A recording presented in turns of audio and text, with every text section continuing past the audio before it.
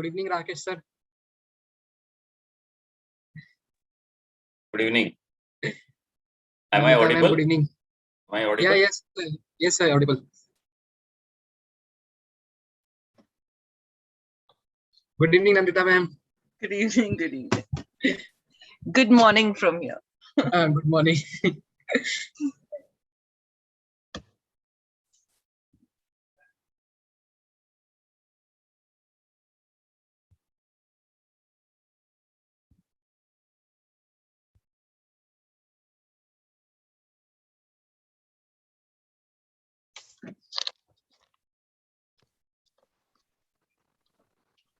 Good evening, Hello. Reena ma'am.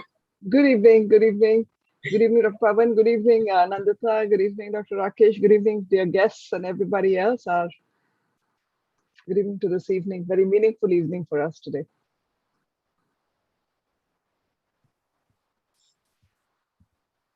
I think everyone is having a thematic background. I'll share in You can. Share it with Dr. Rakesh, I think. Hi, Shruti.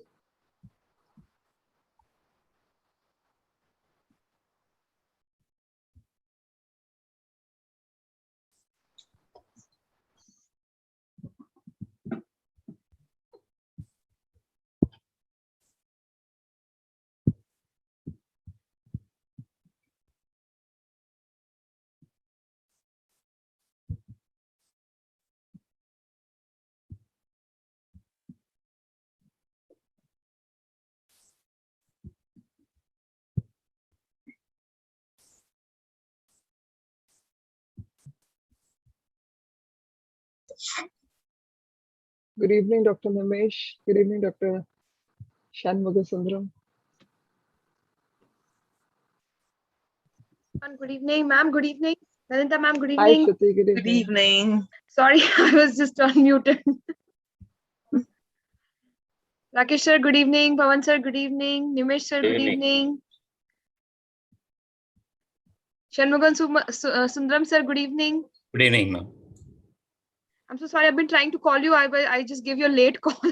I'm really sorry about No it. problem. I was held up in the meeting in the morning. You know, our cardiological society meeting was there for the last 2 days. Right, sir. It was You had a very- chance to see the presentation, sir. I had shared on the group. Did you have a chance to have a look? Yeah, I looked at it. Yeah. Okay. Alka ma'am, good evening.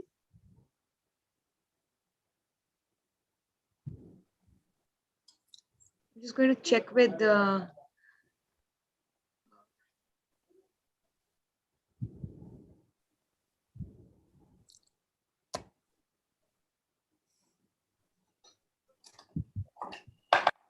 Sorry, Shruti. Sir? Shruti, I Sir, have yes, just sir. sent you the slide. Will you check, please? Yeah, Yeah. yes, sir. I have If you- checked it. I'm going to put it. Don't worry. I'm going to put it. I'm going to put up. Okay, cool. Then I'm all right. Thank you. Yeah. Okay, sir. Thank you. Arnav, sir, good evening. Good evening. How are you, sir? It's so nice All to right, see you. thanks. Nice to see you too. Good evening, Dr. Arnam. Yeah, good evening. Nice seeing you. Nice to see you all. I'm sorry I could not join most of the meetings, but you know, it's Not a all- problem, sir. I mean, all the summary is going to be presented right away. So Yeah. you'll be aware of all the meetings and you'll be aware of all the discussions which have happened so far. Good. We know that a large amount of your soul was there with us and the spirit was there. Yes. So it was fine. It's always there. Yes, I strongly believe in what you are doing, and you know, in fact, yesterday also we had a session on this, which was kind of held by one of the local colleges, but we had faculties from from different parts, and one was from UK also. And what you're doing is commendable. You are doing a wonderful job, and I hope that we'll see the end to tobacco in the near future. Great. Thank you so much, sir. I think it's already 4. I'll share my screen. We'll just begin the session. It's a big one today. We are having a very important discussion on consensus. Yeah, Shruti, just check whether Dr. Ashish have joined Dr. Prashad. Dr. Prashad had messaged me, so he'll be joining in. And Dr. Ashish has not joined in, I think.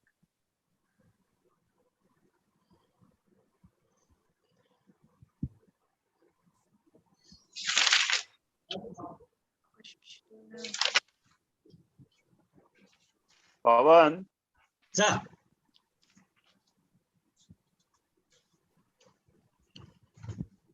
Ankita, hi Ankita, you're there? Ankita Piplani.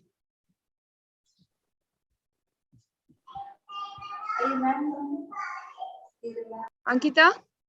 Oh, I had to just check presence of Swasti sir. Yeah, just एक बार before we start में स्वस्ति sir का एक बार देखना पड़ेगा. Dr. Anil De Cruz has sent a message. I think he's unable to join. Yeah, he's got some personal emergency again. How many registrations do we have so far, or is it just going to be as and when we log in? We had roughly 1400 registrations, sir. 1400? So, yeah, 1400. So, for today or for all the four for the entire event, I mean, I'm not sure for this week, but for the entire event, we had 1400 registrations. Wonderful. So the emails have gone out to every member. So I'm sure that everyone must be joining in shortly because we are having summary in the beginning now. Yeah. So probably we'll have it during the panel discussion. So this 1400 had been there for all the 3 sessions, or is it like addition of all? No, sir, we had roughly 500 to 600 participants joining every session, every Sunday. Very good. That's very good. Yeah, it's very good. Good morning. Oh, good afternoon, Dr. Anna from UK. You're from UK? Yes, originally from Mumbai, but now in UK for the last 33 years. Where about in UK? In Kent. Kent, all right. Yeah. I used to work close to, the closest I was probably was Royal Marsden in Fulham Road. Oh, wow, yeah. Yeah. And then I'd been in Manchester, Chorley. The last job was in Blackpool. So wow.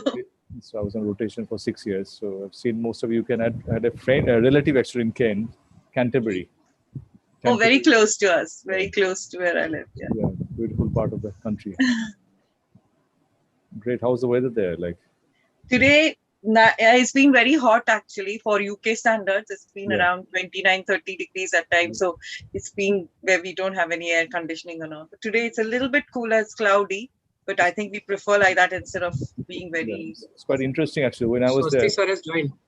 Okay. It's quite interesting because when I was there, that was a long time back, 94 to 99. And at that time, the temperature never crossed 24. So... Okay. Yes. There was no question of air conditioning. The Swasti sir has joined, sir. I'm sorry, I'm interrupting. I think we'll start now. Okay. Warm good evening, everyone. It's a great Sunday today. It's the 4th day of the International E-Conclave.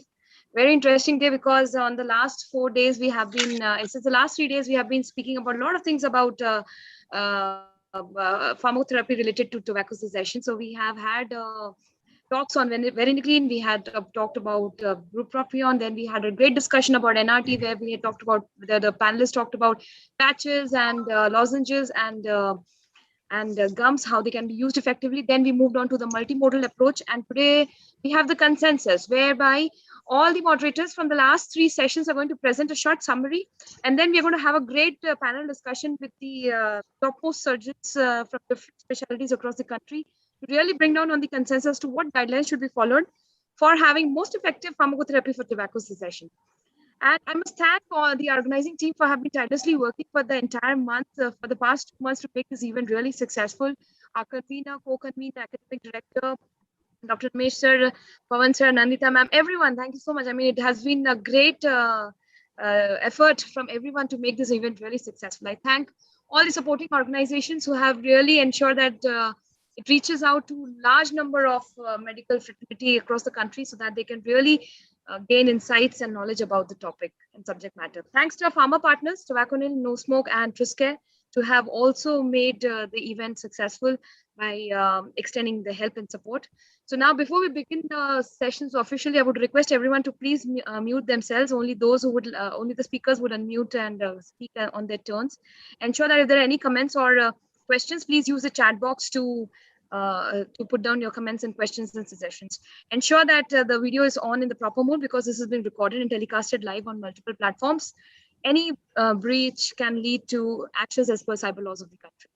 With this now, I'm very much privileged to invite our chief guest and also most important person of the country, the crusader of tobacco in the country, Dr. L. Swasti Charan, who is the additional director from Director General of Health Services Ministry of Health and Family Welfare, Government of India. He's currently in charge of the NTCP, the National Tobacco Control Program, the National Oral Health Program, and the National Program for Prevention and Control of Diabetes, Cancer, and Stroke. So without taking much time, I'll invite Sir to kindly give his opening address. Good afternoon, and once again, it's really nice to be amidst this very dynamic group of ICanCaRe. I know each one of them personally, and it is very, very encouraging to see how committed they are on working on, particularly on Sundays. Sometimes, we think that we have a Saturday and Sunday coming up, then suddenly you remember that you have ICanCaRe coming up around 4 p.m. on the Sunday. So nevertheless, it is very, very interesting to work in this area where they are specializing very, very rapidly. That is tobacco cessation in the country. We are trying to do the whole component of the WHO's Empower strategy, which was a very weak area for India. But in the last 2-3 years, I must say that with all the efforts which the government is making, which the dental colleges are making, which the National Tobacco Control Program is making, and other programs like the NPCDCS, the NCD program, as well as efforts being made, personally by people like Dr. Pawan through his organization called ICanCaRe, and also the Quick Line. All of us are now trying to integrate all the efforts together, and this is a great step, and this is very exciting for me, and I'm very happy that we are strengthening in this area, and I'm sure in the near future, India would be, despite all the challenges, one of the leaders in the whole component of the Empower strategy. So with this, I wish the workshop success, and looking forward to hearing from each one of you. Thank you so much. I think that's really nice to hear you once again on this webinar. I'll now invite Nandita ma'am, Dr. Nandita Devika. She's consultant in anesthesia and critical care at Medway NHS Trust in UK. She had been leading a smoking cessation program in her hospital and is very passionate about the cause. She had been the moderator, the COE opinion leader for the first day. So I'll invite ma'am to kindly summarize the event for the day. Thank you, Shruti. Namaste, greetings, and good morning on a fantastic day from UK. And thank you to ICanCaRe, Dr. Pawan Gupta, Dr. Reena, Dr. Desai, Shruti, Rishabh, and everybody else for giving me this wonderful opportunity again. So we started on the 4th of July, 4 Sundays, it's the 4th Sunday now, and with a grand opening ceremonies. Dr. Swasti-Charan, thank you very much for your opening address, and your support is very well appreciated by all. We had addresses from Dr. Gupta, Dr. Desai, and Dr. Reena Kumar, and other dignitaries as well. And then we started our session. The first session was by Dr. Prabhat Chand, who was a speaker on pharmacological modality for smoking cessation, counseling versus medication, and it was chaired by Dr. Kolhatkar. He suggested the importance of affirmation, resilience, and empathy. Remember not to ridicule the person. That's really bad. And it was an exciting interactive session with lots of questions and answers. He told us how to elicit what has helped in the past. We are facilitators and we provide support. We are the anchors sometimes for them.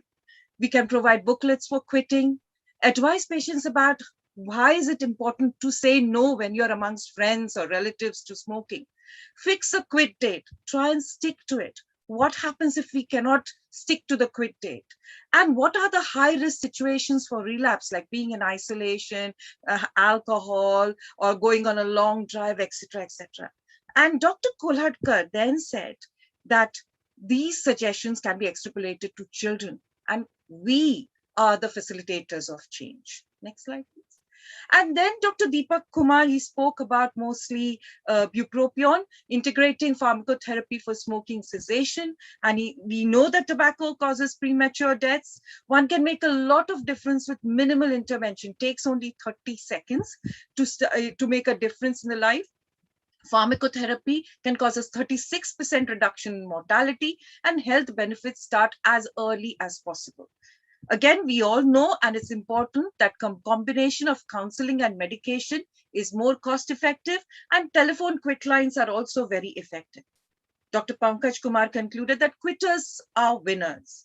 Without support, it can be very challenging, and there is a big gap in accessing smoking cessation services. Some other points which Dr. Kumar said was we should involve family and friends. And apart from NRT, we have Varenicline, Bupropion, Nortriptyline, Clonidine, Selagelin, and some other medications as well. Next. So Bupropion was invented more than 18 years ago. It's the first non-nicotinic based antidepressant with dopaminergic antagonistic action.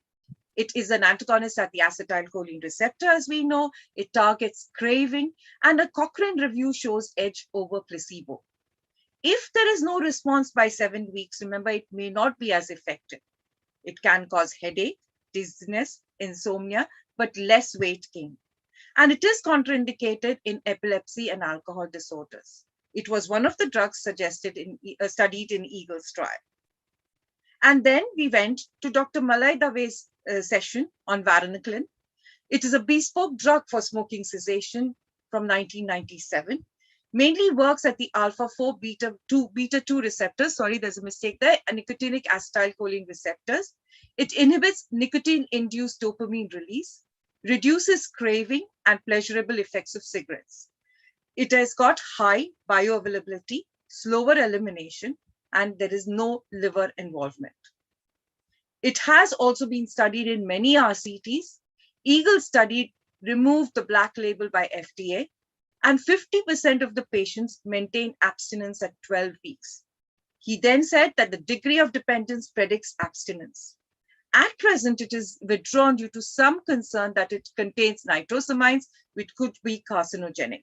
So we await the results of further studies.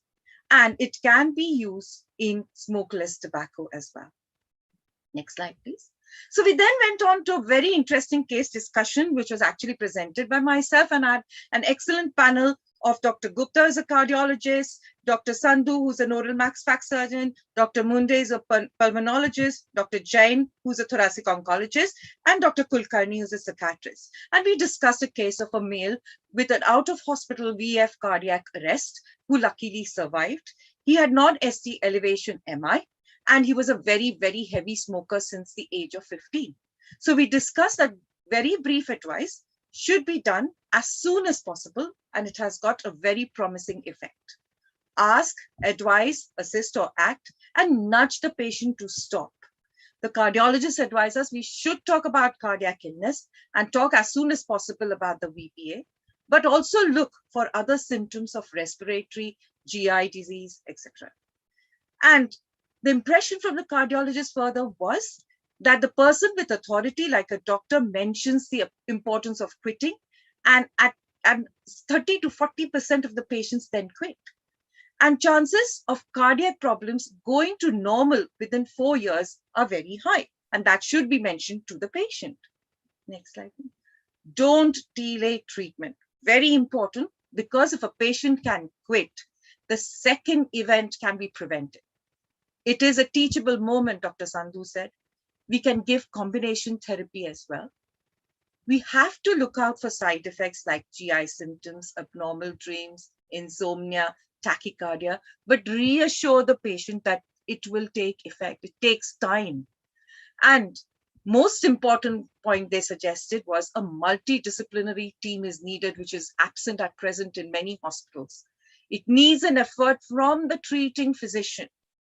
All patients who are inpatients or outpatients should be screened whether they are smokers or not, and it should be noted somewhere.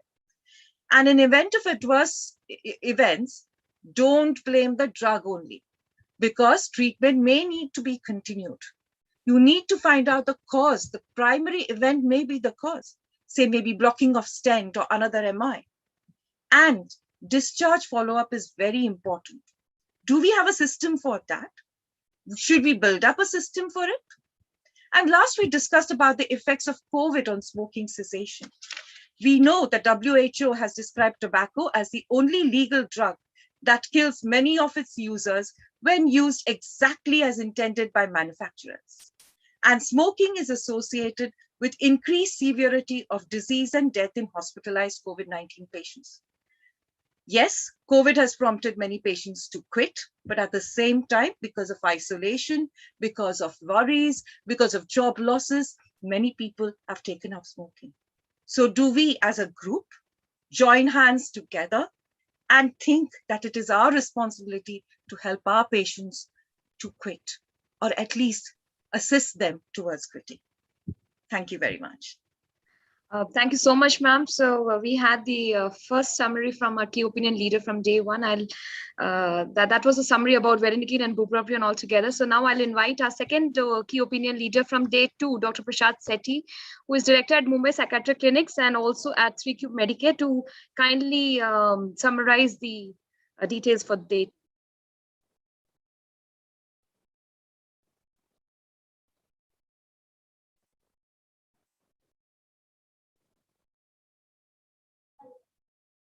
Prashad, sir?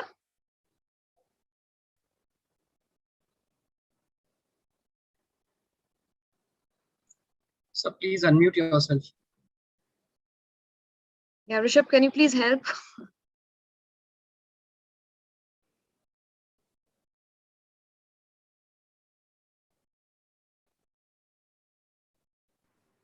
Now I'm audible?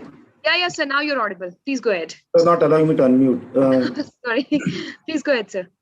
Sorry, I had a sore throat, so my voice is not so clear. Please bear with me.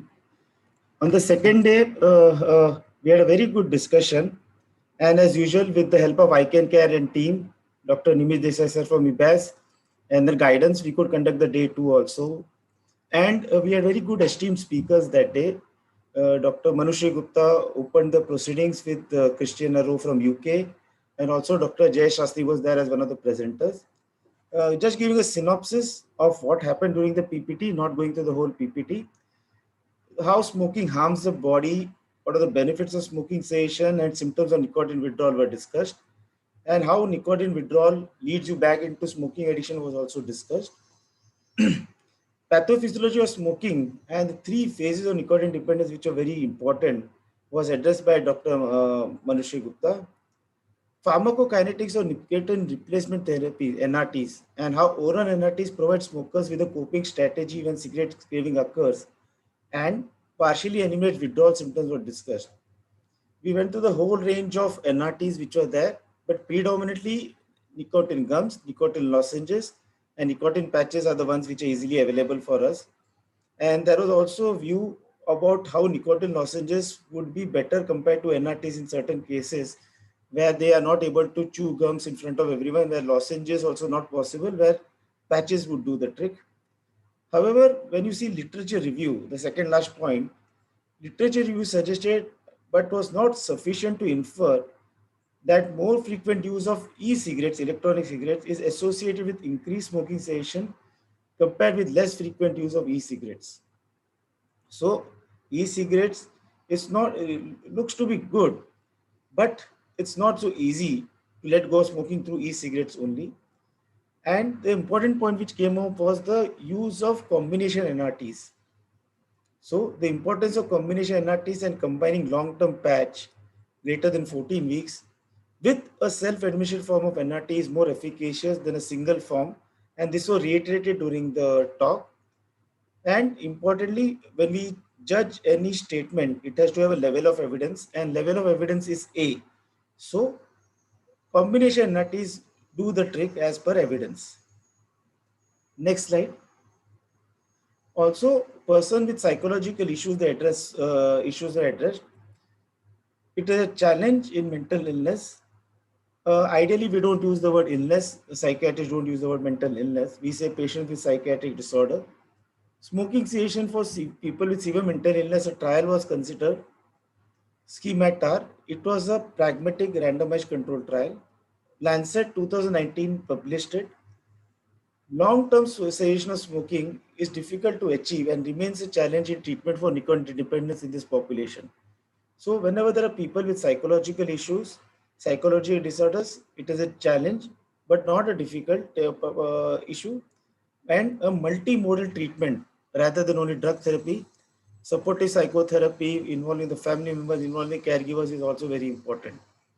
And we also discussed about Eagles trial, which was a landmark trial, where it was shown that Varenicline was more effective than placebo, nicotine patch, and NRTs and Bupropion in helping smokers achieve abstinence. whereas bupropion nicotine patch were more effective than placebo, and compared to placebo, there were no major neuropsychiatric side effects. The major concern was relapse of symptoms like depression and anxiety, and patient trying to commit suicide. So these were the neuropsychiatric side effects which were considered, but it was not so significant. Use in pregnancy, NRT was used for smoking cessation in pregnancy, may increase smoking cessation rates in late pregnancy. However, as we know, we cannot conduct trials. No evidence that NRT has either positive or negative impacts on birth outcomes, but that still remains a question mark whether to be used or not. And we had our esteemed speaker, Dr. Jayesh Shastri, where he spoke about evidence and showed how research has shown that using NRT to quit, majority, 86%, used it for less than the recommended duration of 8 to 12 weeks. So that is the challenge with NRTs.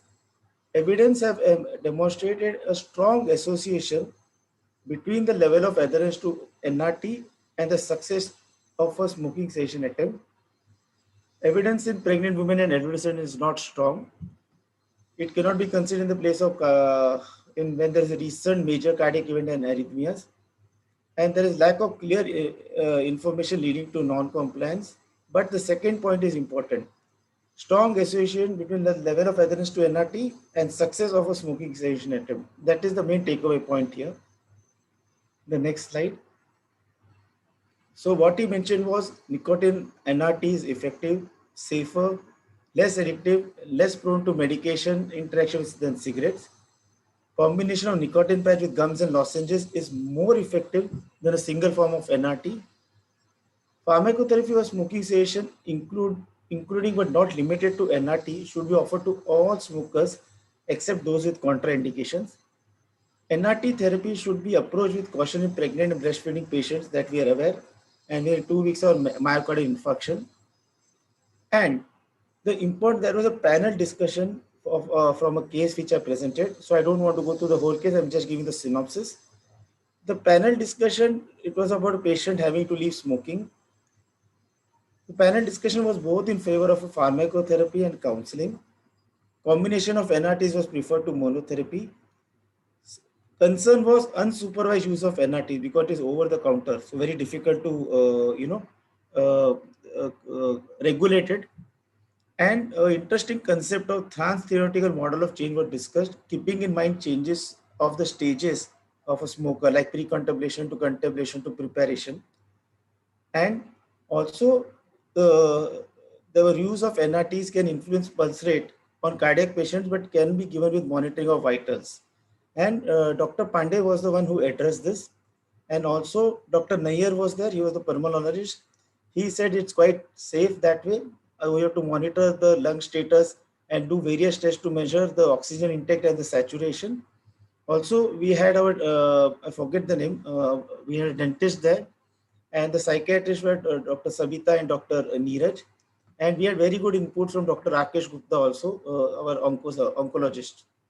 And one more point which is missing here, the point was in rural areas, pharmacotherapy is a big challenge. So in rural areas, most important tier 3, tier 4 cities, most important is group therapy and making them aware of the hazards of smoking. So these are a few important points which we had the other day. I'm not included the whole thing. I've taken only the synopsis. And I think the take-home message would be there in this. Yeah, thank you so much, sir. So that was Prashad, sir, the key opinion leader from day 2. I'll now invite our third key opinion leader from day 3, Dr. Ashish Pandey. Desh Pandey. Sir is a consultant psychiatrist from Center of Mental Health Advocacy Research and Treatment Services, India. He has a lot of ongoing projects and community projects to his name. So I'll invite sir to kindly summarize the details from day 3 on multimodal approaches for tobacco cessation. Shruti, Dr. Ashish is not able to join, right? So okay, sir. Can I do it on his behalf? Yes, sir. Please go ahead. Yes, sir. Please go ahead. Okay. So thank you so much. And day 1 and day 2 was extremely important, but day 3 was as important. And on the day 3, we had a multi-modal approach for treatment for tobacco cessation. What we had during the day 1 was basically on non-NRT. and day 2 was NRT products. So day 3 was how to incorporate each and every aspect of that together. So on, if you can just stop sharing for a few minutes and then you will share. So this initially there were 4 presentations on the first day, and the first presentation was importance of non-pharmacological aids in tobacco cessation or comorbidity management, and that was presented by me as the opening address, and the session was chaired by Dr. JSD Patel. And the important aspect on this presentation, on this in this talk, was that we have to incorporate in the tobacco cessation in a very systematic way, and that is we have to. It is just not focusing on the tobacco aspect, but also the harms that it has caused to the patient. So it was very nicely put it like A, B, C, D of tobacco cessation. That is A for active motivation and follow-up of the patient. B was for the behavioral therapy. C was for comorbidity management. This is very important aspect of tobacco cessation. Comorbidity managements, like these patients would have definitely would have some or the other problems which was to be taken care, and that needs to be taken care when we are dealing with the tobacco cessation, and that may include nutritional deficiency, the immunity deficiency, the oral cavity is not opening up, that is what submucosal fibrosis because of the SLT, and those aspects were really dealt with in this presentation. So, and of course the D is for the drug management, that is drugs that includes NRT and non-NRT, and that also needs to be included. So a 7D approach for behavioral therapy as well as for the comorbidity management was given in this talk, and this was a very important thing that which can increase the quit rate of a patient. So that was very important. And the second was the talk was given by Dr. Vishal Chhabra, and this was on biopsychosocial aspect to tobacco cessation. And this was actually chaired by Dr. Shruti Srivastav. Dr. Shruti Srivastav has been running a tobacco cessation center for a very long time, almost 10 years, and they have also developed a very systematic approach for tobacco cessation, and that is what was as the chairperson, Dr. Shruti Srivastav emphasized on that we should have a systematic approach so that it can be scaled and it can be easily taken care by any of the doctors around, even the young doctors who are into the training, so that the tobacco cessation intervention is in a standardized form. So Dr. Vishal Chhabra, as a speaker, he spoke about the biopsychosocial aspect to tobacco cessation, and that is something very important, and that is coming up. You know, there are 3 components of tobacco cessation that needs to be taken care if you really want to have a good quit rate. See, the important aspect that was dealt was by Dr. Vishal Chhabra was that these 3 components, that is the psychological component, the physical component, and also the social component also needs to be addressed, and that was very nicely put forth by Dr. Vishal Chhabra, and he emphasized that when we are doing our counseling, when we are doing our medications, all these 3 needs to be taken care, so that when we deal with the patient, these are certain things that needs to be taken. So then the third presentation was by Dr. Pooja Patwardhan from the United Kingdoms, and the United Kingdoms, the presentation was experience with multi-model treatment in family practice, and this was actually chaired by Dr. MS Bhatia, who is the head of the department, and Dr. MS Bhatia of psychiatry at GB Pant. So he also stressed basically on the most important aspect, that when we are looking at tobacco cessation and the entire family is involved, so taking care of the family members is also how the family members need to behave, how they have to talk to the patient, what are the various the pitfalls, what are the various roadblocks that these patients might be facing. It can be just related to the family as well. So all those aspects needs to be taken care when we are doing a multi-model approach. So this was a very important thing that was spoken to by Dr. Pooja Patwardhan from UK. She is a very renowned and tobacco cessation specialist from working in the United Kingdoms and working extensively and with the families on tobacco cessation, and has a very good quit rate. So this was what was spoken to in that in the third talk, and the fourth talk was by Dr. Vasanti Jirge from KLE Dental College, and she is a dental surgeon and has been running a tobacco cessation center at the KLE Dental Hospital at Belgaum.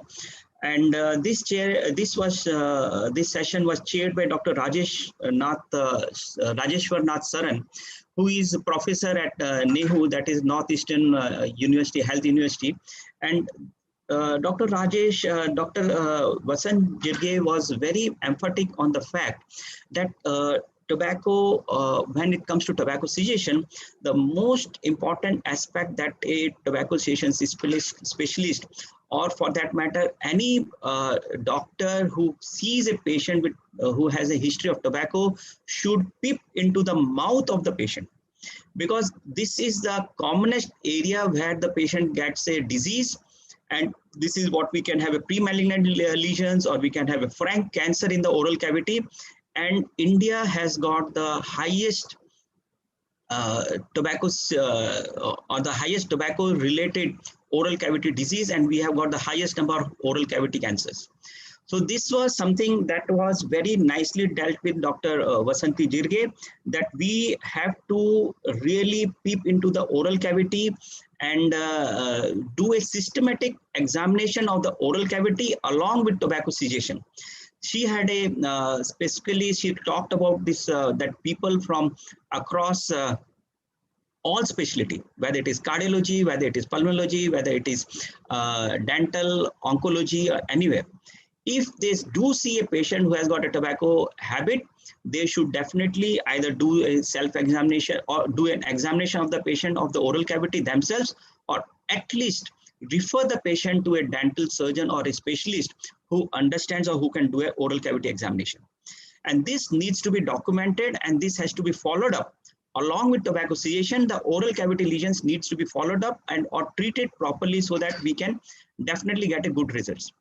And this was spoken with by Dr. Vasanti, and this was actually emphasized by Dr. Rajeshwar Nath Saran, who who has been working in the molecular biogenetics for many years, and for almost 37 years, as he said, and they have been doing a lot of biogenetic studies on the oral cavity, and especially on SLT, that is smokeless tobacco, that is so rampant in India. So this was again emphasized and properly put, and that every tobacco cessation has to be included. The oral cavity examination has to be included, and if we can do more to that, maybe that would be better. So this is something very important, and this was the 4 important talks that was we had on that day. And following this, we there was a chairperson's address, and where it was very nicely put that if we really want to have a tobacco cessation in a proper way, then we have to include almost all the comorbidities that may be associated, which may probably take care of the withdrawal symptoms that may be that would come up with when we do a tobacco, means when the person stops taking tobacco, and this is something what's very important. So then following this, we had the panel discussion. Suti, now you can share the slides. So we had the panel discussion. So in the panel discussion, the topic was basically limited to the mainly focusing. Can you go to the previous slides, Shruti? Previous slides. Yeah. Oh, is this done? The panel? No, this is one, right? So this was important on that day, that it was focused on in this panel discussion. The outcomes of this panel discussions was something like this: 50% of the tobacco consuming population wants to quit but can't do it by themselves. So they need, there has to be important tobacco cessation specialists around the corner to help them. addictive nature of the drug and numerous underlying and overriding factors make it the reason to start and difficult to quit. Of course, it is there. Dental surgeons and family physicians need to ask every patient about tobacco history. NRT is a safe product and easy to advocate. Pick up the disease early. Next, please. So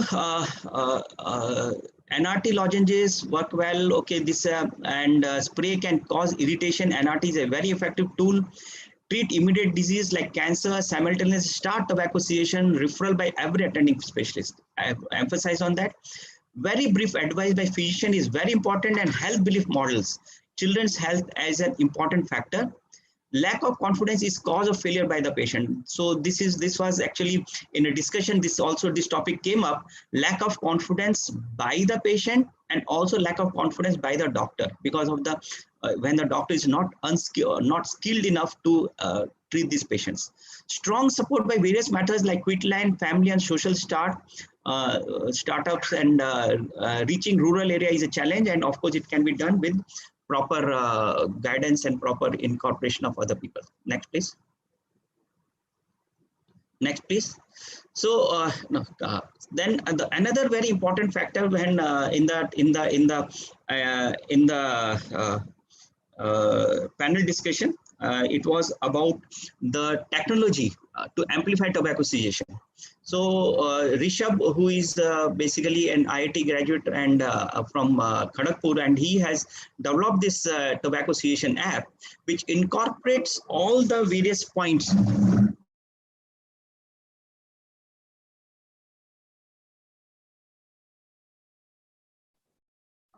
I think we lost Dr. Pawan. Rishabh, would you like to continue? Yes. So during the panel discussion, we had the discussion about the role of technology that it can play in an effective tobacco cessation. So it was pointed out that yes, technology can amplify the availability and accessibility to network of cessation experts and quit coaches. And a scientific approach can be followed, a standardized approach where patients can log in their cravings, do a self-assessment, and also have through this application there can be rich motivational tips that can be pushed to the tobacco addicts for an effect to motivate them from moving from pre-contemplation to contemplation, as well as motivating them to stay in a state of quit.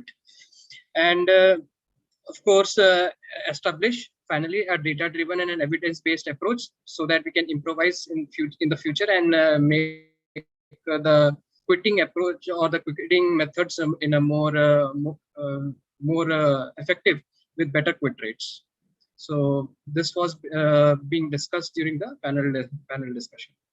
Yeah, thank you so much, Rishabh. I think with that, we come to the end of the summary from all the key opinion leaders from day 1, 2, and 3.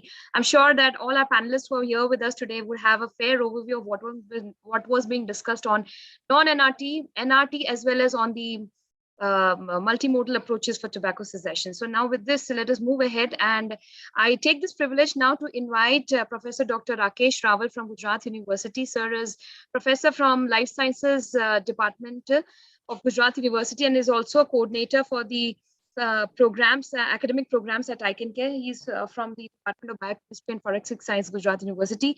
He has had more than 116 national and international publications to his name on cancer and research. So now he's going to have a short talk on the new research to personalized intervention for tobacco cessation.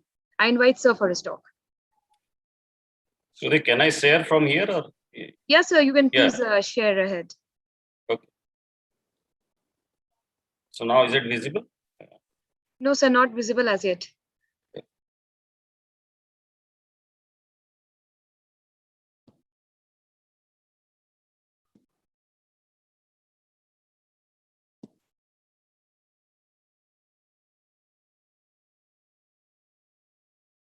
Yes, sir, it's visible now. Please go ahead. Okay. Yeah.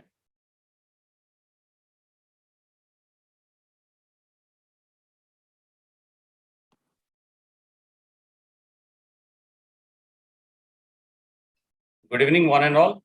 On behalf of Gujarat University and on behalf of our Vice Chancellor, I am very much thankful to all the dignitaries who are present today for today's event, as well as those who actively participated for making this event successful, and to the whole organizing committee of the E-Conclave and all the participants who are attending this event on this Sunday evening.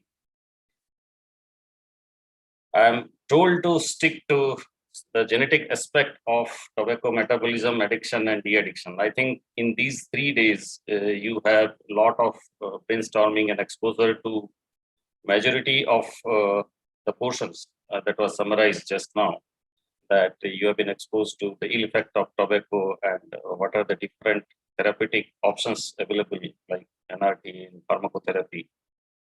Now, the challenge is, in spite of following all the protocols given by the manufacturer, do we get response in all? So in that case, possibly the answer will be no. And let's quickly go through that part. So before going to expose you to the whole genetic aspect of nicotine metabolism, addiction, de-addiction, let me quickly take you through what are the basic understanding of the gene genomics and the genetics. So we all know that human body is very complex, made up of organ, tissue, cell, nucleus, as we go down till the gene. So around 50,000 genes have now been reported, and that the genes, they contain both introns and exons as a part of those genes.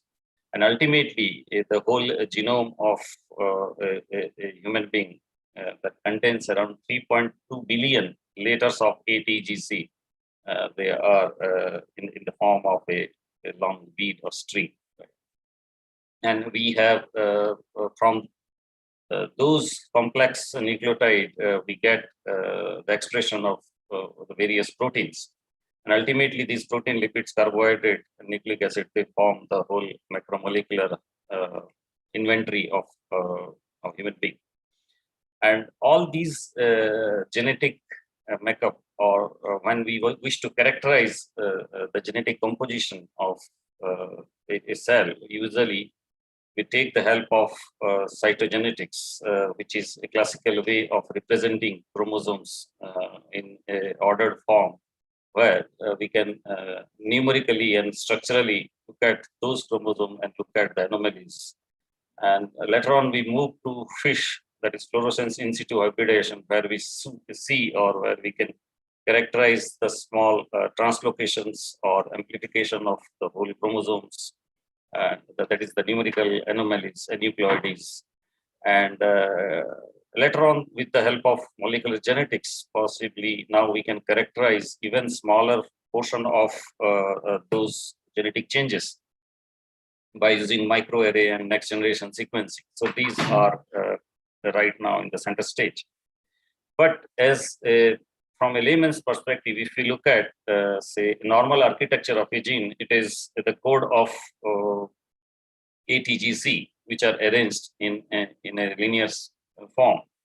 And each 3 nucleotide in the exon, they contribute to a specific amino acids, right?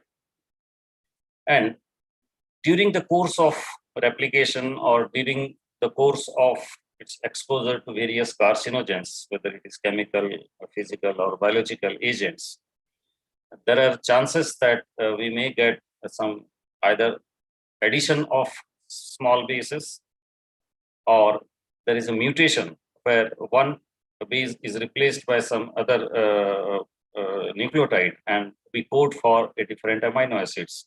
And that's how we get a new mutant. Or if a portion of our genome is lost, right? So that is deletion. So usually these are the 3-4 words that we come across when you read a scientific paper on genetics of either tobacco or addiction, or say cancer. Insertion, mutation, deletion, right, or amplification. But the ultimate aim is to see whether there was a loss of function of the gene, or it was a gain of function of the gene after this insertion, mutation, or deletion. And based on that, the whole prediction of the genetic function is based on. So if you look at the molecular genetics of nicotine metabolism, right? So here, the major part of nicotine is metabolized. So I think around 75% of nicotine is metabolized into cotinine, and this cotinine is further metabolized or biotransformed into various derivatives, that is glucuronide form of cotinine or the hydroxylated form of cotinine, and ultimately these are eliminated out of the body through the excretory system for elimination.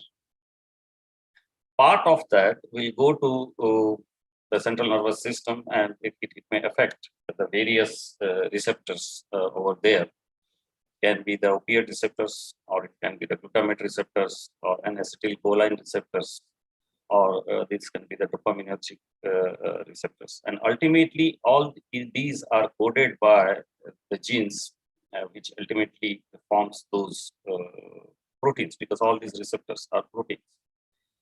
And the biotransformation of nicotine, that also involves several enzymes, right? So if you look at the genes which are involved, or the proteins which are involved for the metabolism of nicotine, I think the major part is contributed by cytochrome P450. So here, the cytochrome P450, 2A6 and 2B6, these are the two isoforms which contribute to the conversion of nicotine to further modifications. And based on the genetic polymorphism, or based on the sequence of CYP2A6, they can be classified into a normal metabolizer, a low metabolizer, or a poor metabolizer. Right? And we will look into the much detail into that. And so when we look at the sequence, or the sequence of that particular gene, and there are several isoforms. So these isoforms are produced because of the alignment of selected exons, and you will have more than one isoforms. So for CYP2A6, possibly there are around 30 different isoforms. And ultimately, the CYP2A6 followed by star and a number. So that shows that the 31 isoforms are available for CYP2A6. And besides cytochrome P450, it is aldehyde oxidase, that is AOX1, and UDP glucuronosyl transferase, that is UGT. So UGT 2B10 and UGT 2B7. These are associated with the glucuronidation of either nicotine or cotinine. And once they are converted into the respective glucuronide, they can be easily, they are now water soluble, and they can easily go out of the body. And there is one flavin containing monooxygenase, FMO3. So that is also associated with oxidation of the nicotine. Ultimately, the metabolism of nicotine, if we look at from a pharmaceutical perspective, then we have pharmacokinetics and pharmacodynamics of the nicotine. So pharmacokinetics is what the body does to the substance. So here, the nicotine. And so, there are reports that from a smoke, once it is inhaled, it reaches to brain within 10-15 seconds. And then later on, it gets metabolized into cotinine. So the body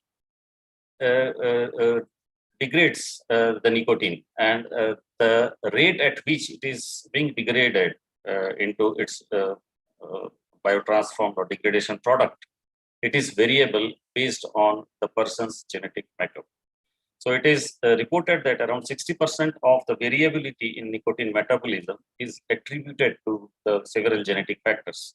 And this complex slide is a pictorial representation of various enzymes which we just listed now in liver, and that is the primary organ where all major biotransformation of nicotine, cotinine takes place, and the soluble form of the degradation products are prepared and they are eliminated.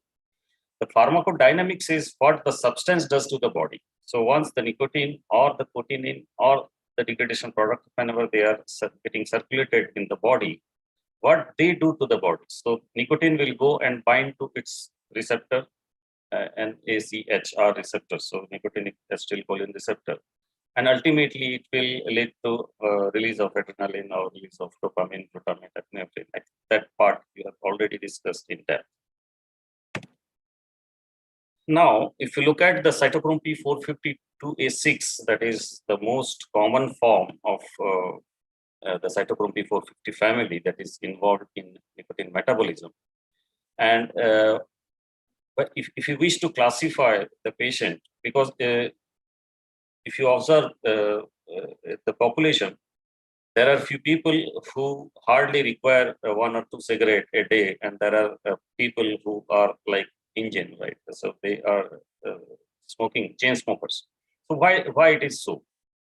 Because the genetic makeup is so that a normal metabolizer is that in which both the alleles. So if you look at the chromosomal architecture of a cell, we have 22 pair of autosome and 1 pair of sex chromosome.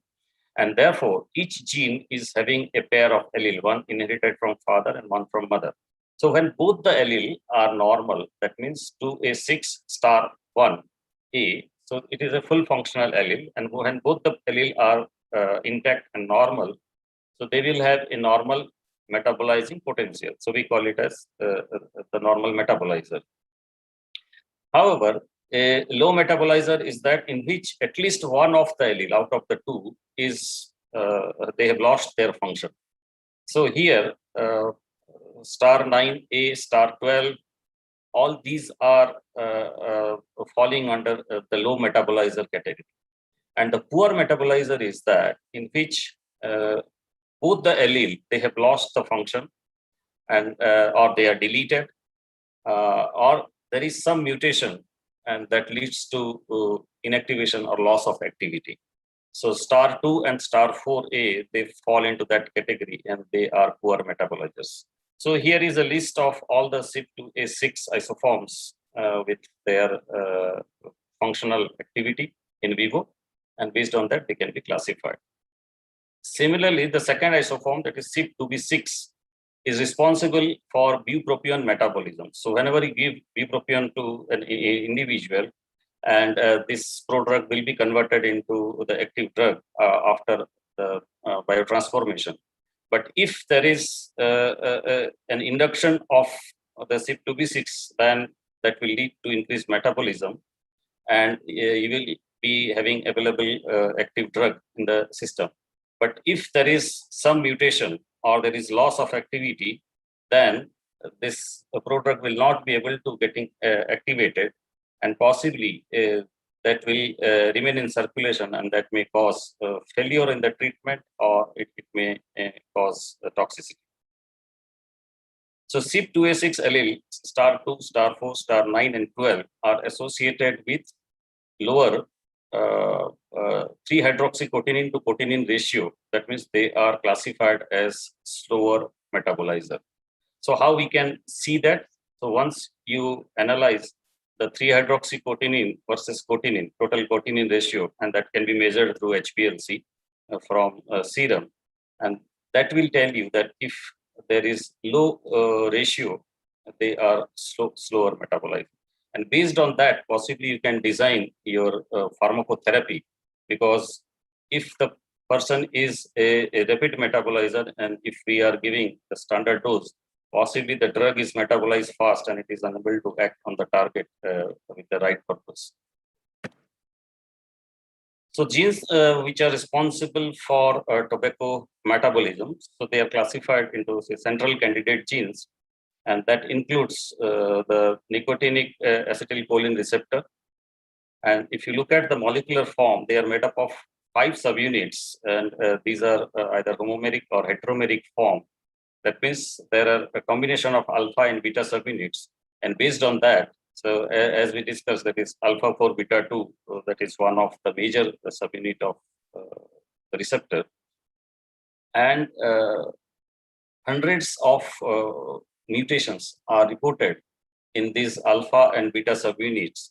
And ultimately, these mutations will lead to formation of a deformed receptor.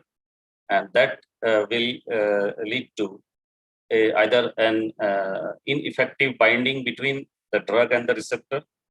And possibly that can be the reason that in spite of giving the full dose or the desired dose, we are unable to achieve the desired response. So besides NACHR, there are dopamine D2 receptor and then dopamine transporters, opioid receptor, MAO, monoamine oxidase receptor, and tryptophan hydroxylase, aldehyde dehydrogenase, GABA. All these receptor polymorphism have been reported. And the specific mutation which leads to either complete loss of activity or partial loss of activity is also reported.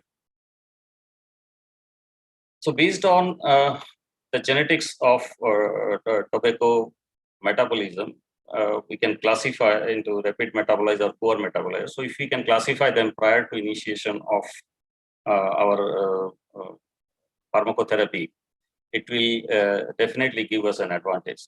So rapid metabolizers are usually chronic smokers and they respond more poorly to nicotine replacement therapy. However, they are a more excellent candidate for non-nicotine therapy, such as Bupropion.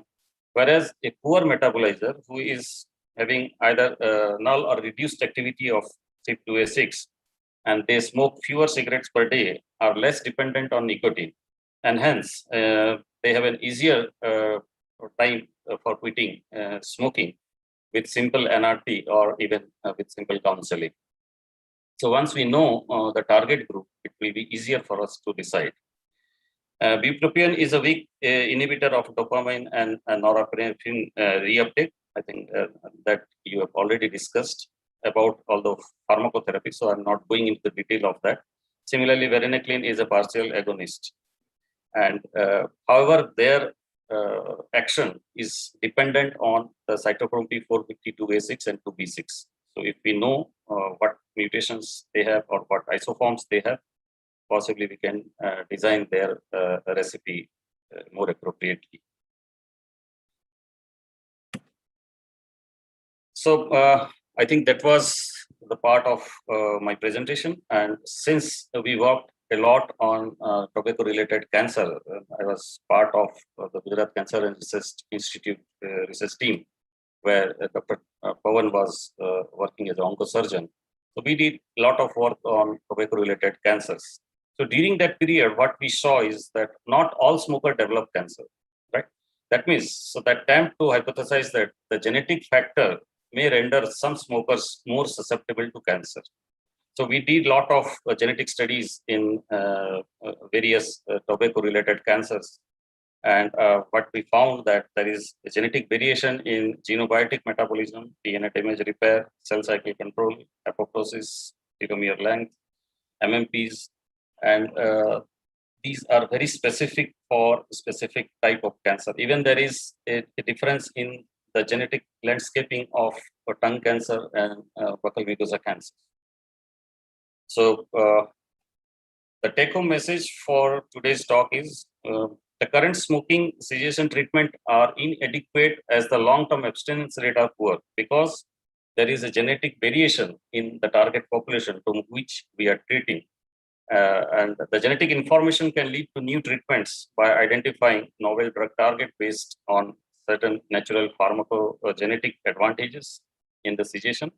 And it can also lead to improvement in current treatment by enabling individualized therapy for the target group based on their genetic background. So looking at all the previous data, we can say that majority of genetic information are currently available from the Western population because a lot of work has been done there. And we have hardly any data from Indian patients.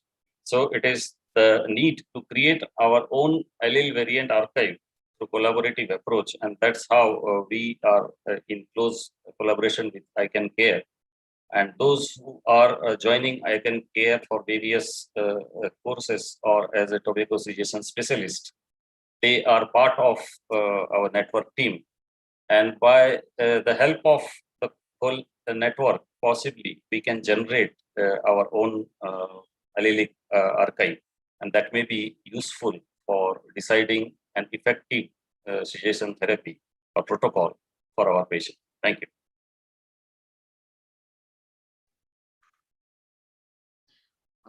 Thank you so much, sir. I think that was a great presentation, and I'm sure there'll be a lot of questions. So, but we'll not take it now. I'll request the participants to please post the questions on the chat box, because now we are moving towards the panel discussion, the most awaited discussion of the evening. And for this panel, I'm very, very honored and privileged to invite the chairpersons for the evening, Professor M.C. Mishra. He is ex-director from All India Institute of Medical Sciences, New Delhi, and formerly the professor of surgery and chief at JPN Apex Trauma Center. Sir was associated with AIIMS for more than 37 years, and he has been, his greatest contribution has been towards the creation and development of the AIIMS Trauma Center. He has honorary fellowship of Royal College of Surgeons, Edinburgh and Glasgow, and also awarded with Dr. B.C. Roy National Award of Medical Council of India by the President of India himself in 1996. With this, I invite Sir on the forum.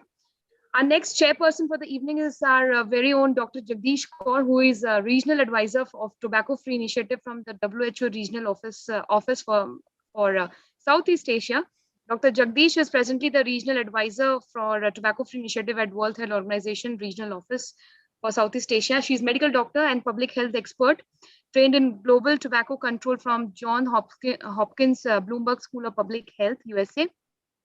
And she's also worked extensively with the Ministry of Health, the Government of India, where she spearheaded a lot of development projects and implementation of several national healthcare programs at the and was also part of the various high-level committees of the government. She has published several research papers at the international and national level, and has a lot of experience with NCD surveillance at different stakeholders. I invite ma'am to chair the panel discussion. Our key opinion leader and moderator for the panel discussion, Dr. Nimesh sir. He's assumed the charge of director of Institute of Health and Allied Sciences in 2010, and he has since dedicatedly working to make the institute Institute of National Cadre, and has brought a lot of wonderful psychiatrists of that forum to really serve the country.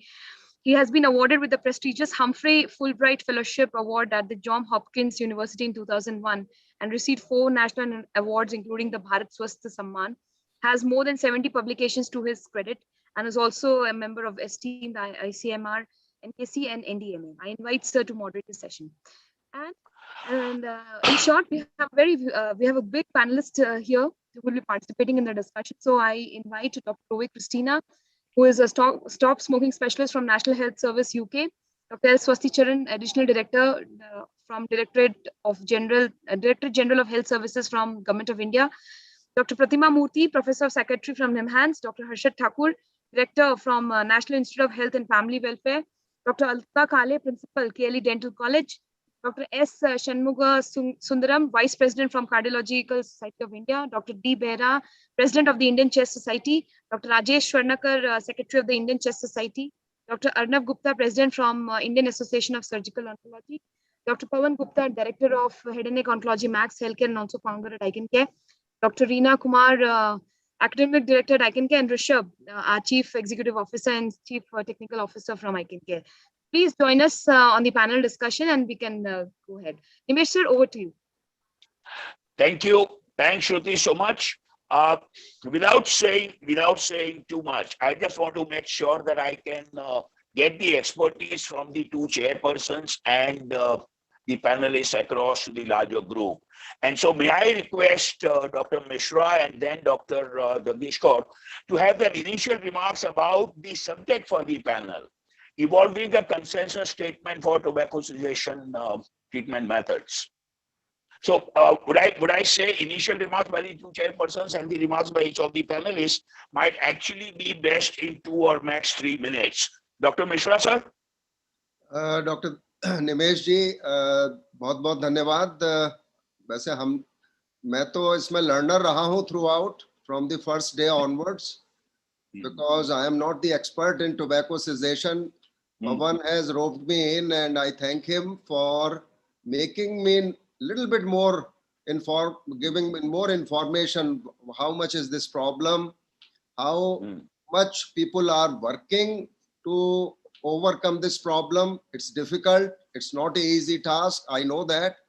Like I have been working towards injury prevention, and I know how much it takes. Even if you tell people that it is for your own benefit, they still do not basically enforcement or the counseling, whatever you do. Like I always give example when we compare COVID appropriate behavior and helmet enforcement, which I call helmet vaccine.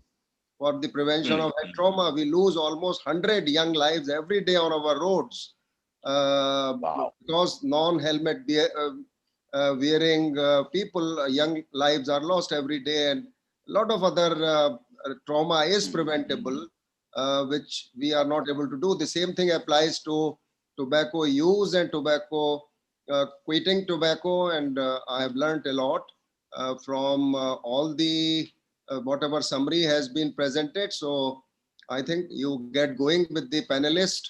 They are very distinguished panel you have, all from all across those who are working in this area, and we are eager to listen to them. Thank you.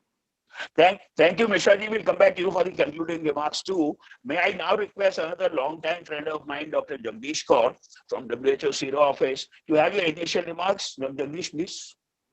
Thank you so much, Professor Desai. I mean, it's so nice to be on this panel because there are so many friends, long-time friends and colleagues on this. We share a very long association. And good evening, everybody.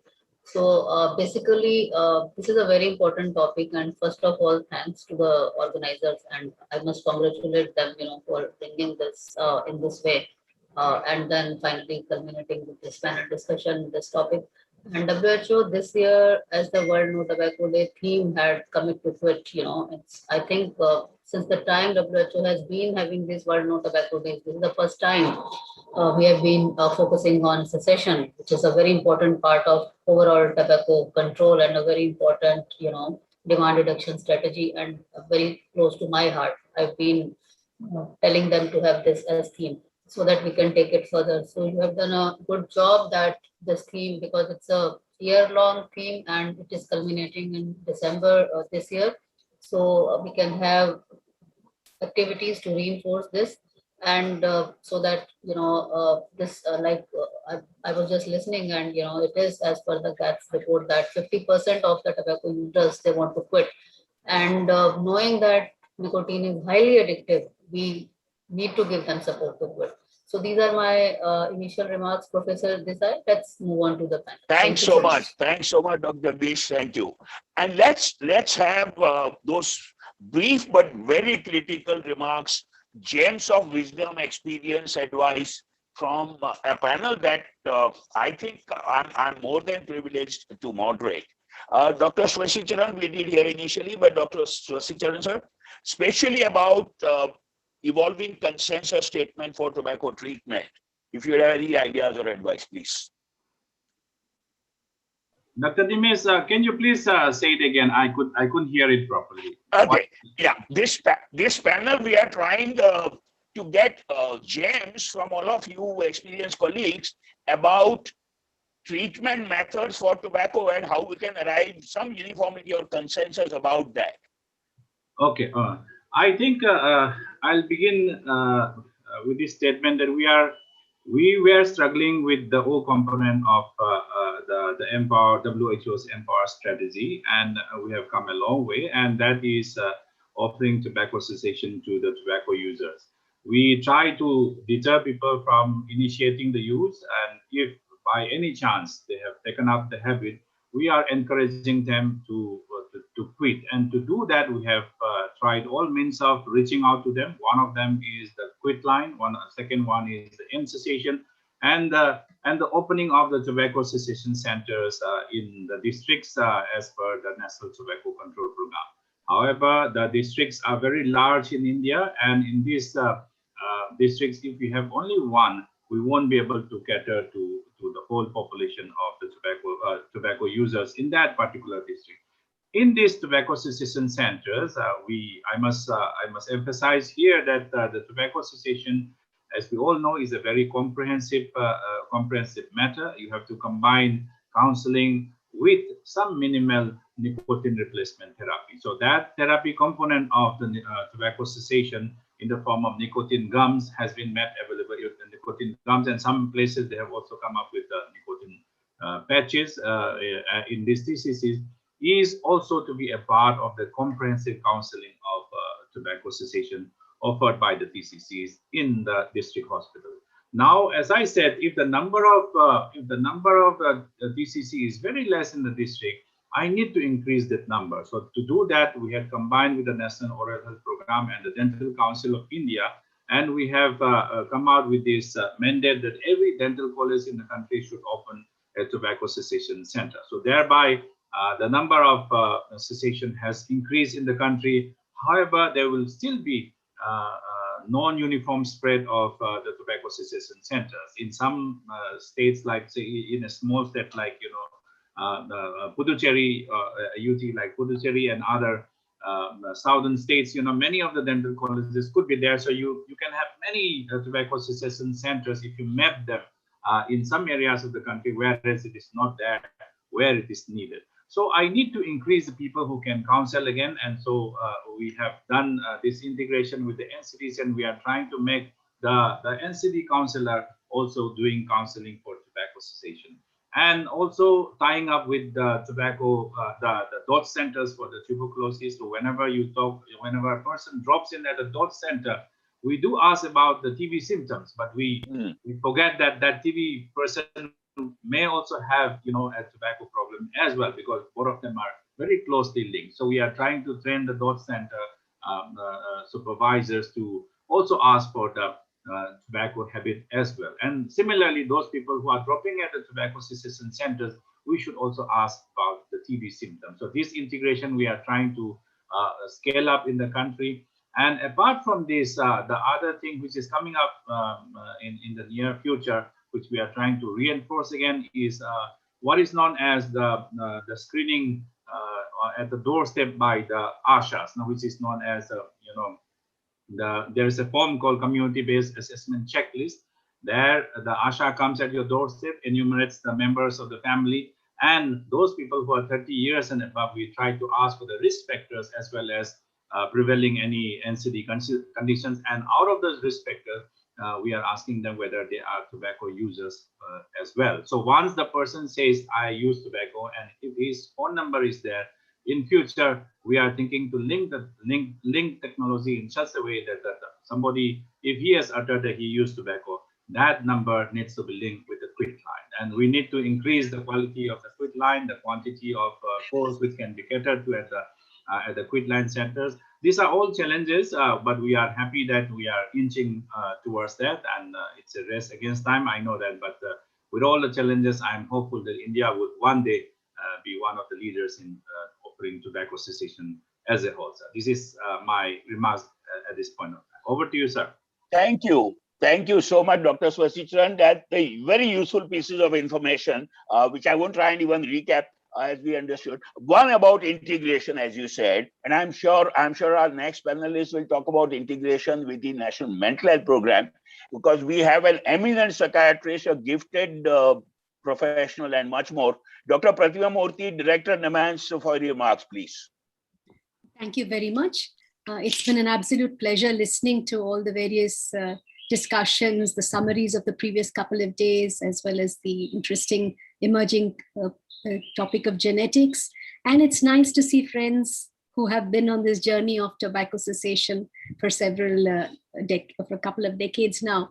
I just have to look at the journey that tobacco cessation has undergone in our country. And it's possibly in the early 2000s that we actually started the first tobacco cessation clinics in centers of psychiatry, in centers of cancer, as well as in some NGOs.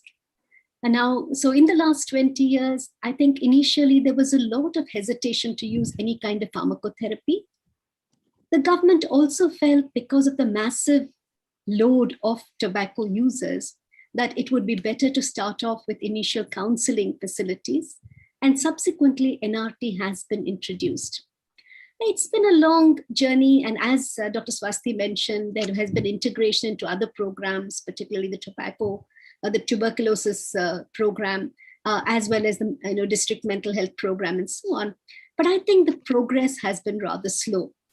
I remember there was a lot of enthusiasm initially in the early 2000s when patches got introduced as the first tobacco, cessation option.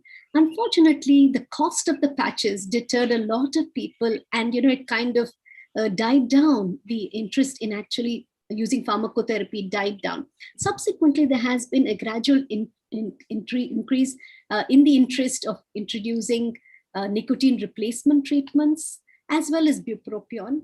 Varenicline, of course, has, although the evidence is best for varenicline in terms of the cessation quit rates, the cost of varenicline has kind of, undermined its use, particularly in people who cannot afford it.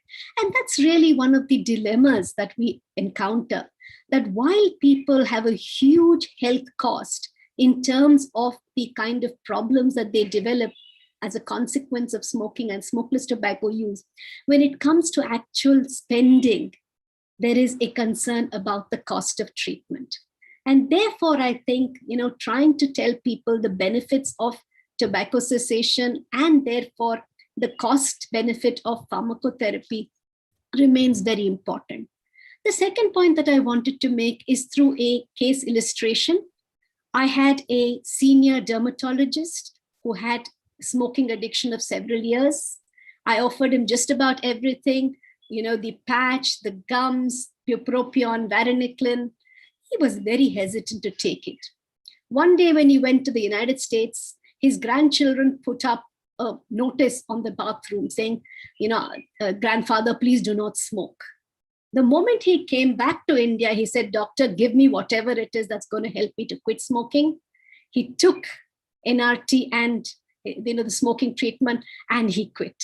So I think this thing about motivating people is very critical, and health situations as context where you can actually bring about this change is very important. So I think as health professionals, we need to seize the opportunity of the health consultation as a thing. I was very struck by the fact that, the speaker, Dr. Raval's discussion on the genetics, because I have a patient just last week who came to me about 2 or 3 years ago. I put her on a course of bupropion. She quit for 3 years. Recently, she kind of contacted me and said, doc, what is the treatment you put me on? Just put me back on it. I want to quit. And she's again quit in the last 2 months. So I think you have experiences of both kinds. The third thing is that you have to retain in therapy. As was mentioned, pharmacotherapy is not a magic bullet. Despite use of pharmacotherapy, the kind of abstinence rates you have are, like for any other NCD. And therefore, retention in treatment is also very important, because retention also means that you can use pharmacotherapy effectively. And therefore, in the long run, you can also move people from not being able to use to actually being able to quit tobacco. And that's our experience. You retain people for about 6 to 9 months, and their ability to quit is much more. One of the things I also wanted to mention is that in Bangalore, after 20 years of tobacco work in tobacco cessation, we actually tried to review the facilities that were offering tobacco cessation.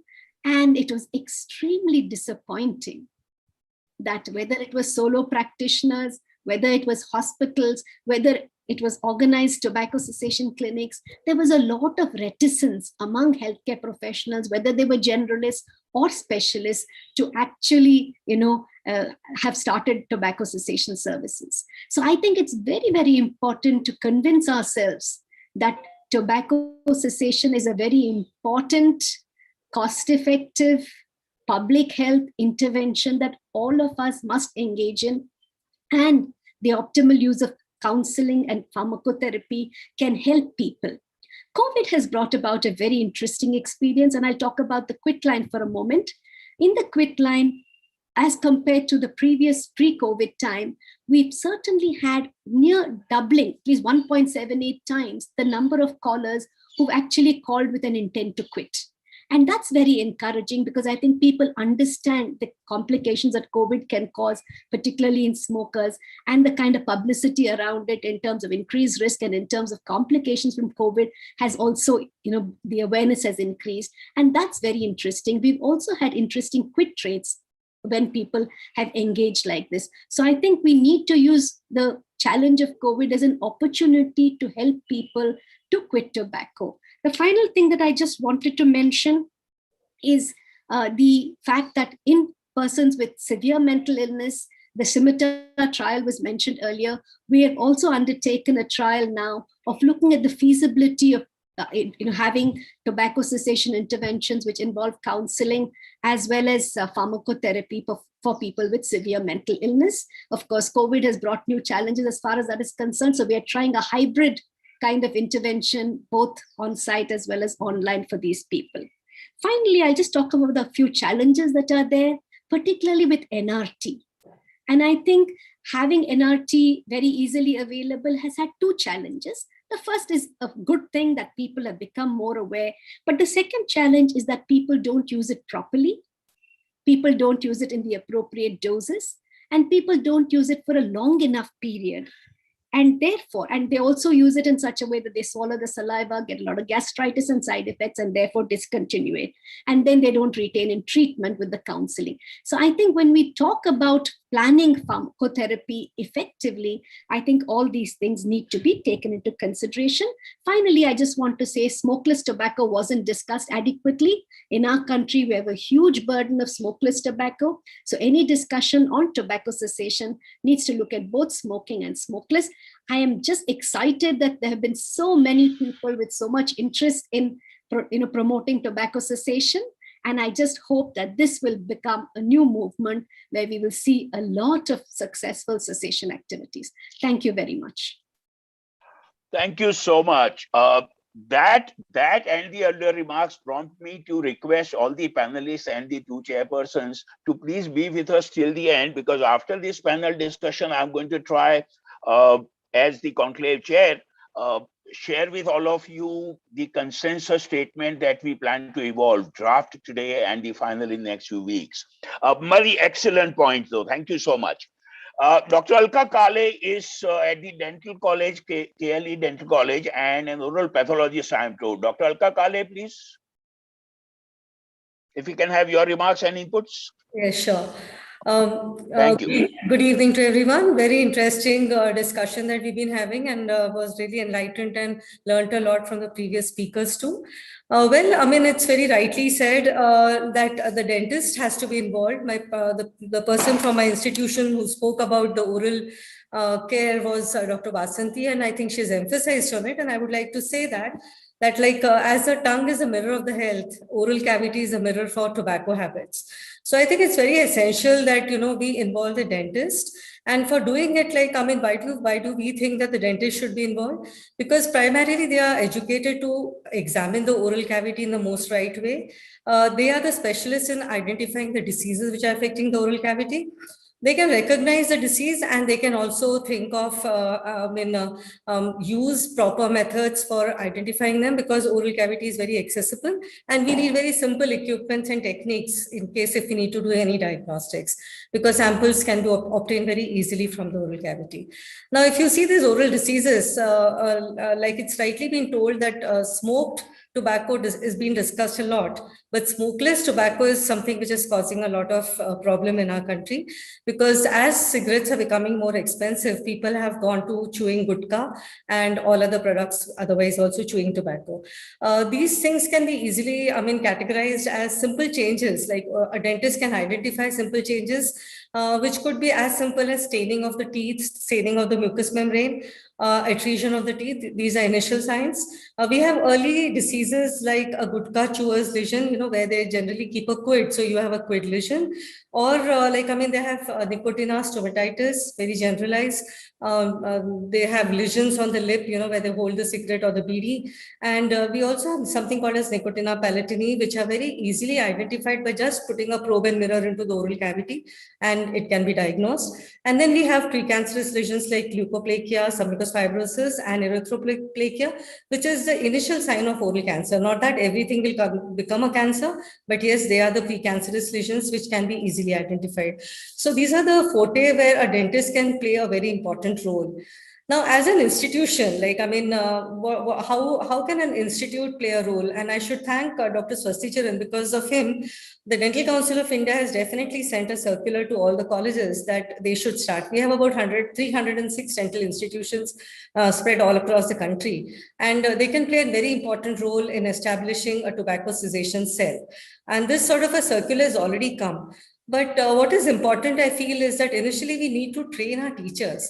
Because if we have to educate our students, if the dental students are exposed at the very beginning, in the first year itself, like we have something called as an early clinical exposure, where we make the students do simple surveys in rural and urban areas. So they identify what are the normal circumstances which are present in the oral cavity. So they could be, they do that. So we can have something like that. We can have sensitizing programs and workshops where we can teach about the tobacco cessation protocol, how it has to be systematically followed, and establish a tobacco cessation cell. But I think most important is to train our teachers, because unless the teachers are trained, how will they educate the students?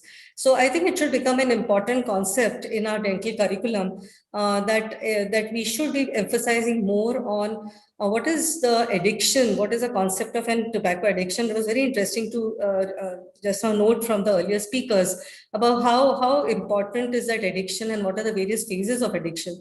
So this should be also taught to the dental students, so that after that, at the end of the course, like, after they become a dental graduate, they should be able to examine the oral cavity properly, especially for the tobacco related lesions. They should be able to counsel the patient at least to a certain extent. And if they're not able to counsel the patient, at least they should know that they have to refer the patient to a proper tobacco cessation center, where a cessation protocol is specifically followed.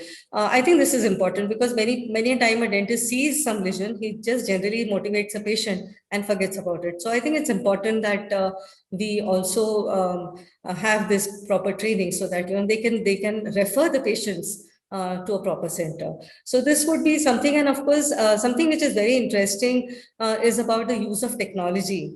And it's difficult to take a big notepad and note down each and everything. So if we have something like a mobile health system or use of these apps which are available now, it will be very easy to go door to door and take a complete survey and maintain a very proper basic raw data about use of tobacco and the tobacco associated lesion, which can be easily done by the dental institution. This can be referred to some zonal centers and finally to the central health ministry, where a proper data can be accumulated for our country. So I think these are few steps. Thank you. Thanks so much. Thanks so much. Alongside the huge privilege that being a moderator is also the burden of being the timekeeper. And so all the panelists to follow, if I may please, with folded hands, request brief, crisp comments. Dr. Shanmugha Sundaram is from the Cardiological Society of India from Chennai. Dr. Shanmugha Sundaram, please. Good evening, dear friends. I'm a hardcore clinician. I'm not supposed to underestimate the role of drugs in achieving the tobacco cessation, but I firmly believe that my words carry more weightage, particularly when I counsel my patients at the right moment. For example, if the patient sustains an acute event, even on day one, when I see them in the intensive care unit, after I examine and tell them about the illness, I make it a point that your illness is caused by tobacco, smoking or chewing tobacco. Very, very important to stop smoking, much more important than, taking your cardiac medications. Similarly, at the time of discharge, I see to that I, repeat the, counseling about, cessation of smoking. During my outpatient visits, if I spend about, 10 to 15 minutes with each patient, I at least spend 2 minutes with each of them in lifestyle modification, particularly about this smoking habit. Even those quitters, I make it a point each time I verify that they remain abstinent. because some of them do have relapses, so I have to find out at the right time and motivate them. The interesting instance which Dr. Murthy was telling, I invariably utilize the grandchildren to carry on my messages when the patient goes home, because the grandchildren do have a lot of influence on their grandparents, so it works very well in making them remain abstinent. Then some of them, like who sincerely wish to stop smoking or tobacco chewing, but are not able to do it. I send SMS like 1 week after my outpatient visit, a month later and 3 months later, like that. I follow it up with SMS done by my secretaries. This is the way I do, and I focus mostly on this age group of 35 to 45. Anybody who is going to quit is going to be benefited, but most benefit is going to come through this middle-aged people. So I see to that they get the proper counseling. Thank you. Thank you so much. That's very useful. And now we have one of my, again, longtime friends, Dr. Behra, a pulmonologist and the director of the Tuberculosis and Chest Institute in Delhi in the past. Dr. Behra, sir, are you here? Yes, sir, I am there. Great, Behra sir, how nice to see you. Thank you, sir. Thank you. Thank you, Dr. Desai. And I think at the very outset, I am thankful to the organizers for involving the Indian Chest Society in this important conclave. Sir, I will just focus on an area which is given less attention, that is the source control. We talked about everything about science, but I think the one aspect is the political and economy, which I think we must raise our voice. The point is, we are talking so much, what about then why these things are getting available at the first place? We make the things available in the country, and then we discuss, fight, and then go on doing things. So I understand, sir, it is a very tricky area to why the politicians or the administrators or the governments, they allow fast at the first place. But again, we know there are so many things attached to it. It attaches the politics, it attaches the the economics, the taxes, and then the farmers, so many issues. But I think that should be one area. Although the government is having the legislation, but my first question is why, after all, you give these things available to the public? I think this is some thought is to be given to that area. Then my second point is now coming to as a profession, being a pulmonologist, I think we see enough of that. And I'm sure as many of my earlier colleagues have told, I think every visit, the patient, whatever patient he is, or whatever specialty sees the patient first. So one of the important things is to ask about the history of smoking. That is what we have been teaching, and that is a part of our teaching. I think no student passes through without telling us the history of smoking. And then it is just not the getting the history of smoking, also to follow that up, the 5 A's and 5 R's we all know of. And then as our society, Indian Chest Society as a whole, we have got a public forum, and through that we propagate the issue of the various issues related to smoking as we discussed.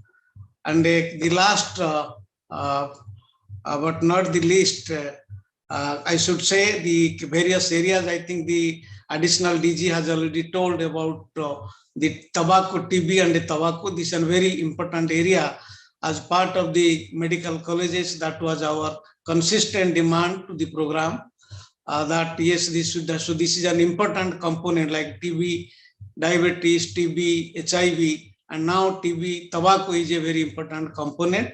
So also as part of the NCDC, non-communicable disease control program, which also contains that. So this is one of the important components. So that should be propagated very sincerely. Thank you very much, sir. Thank you. Thank you.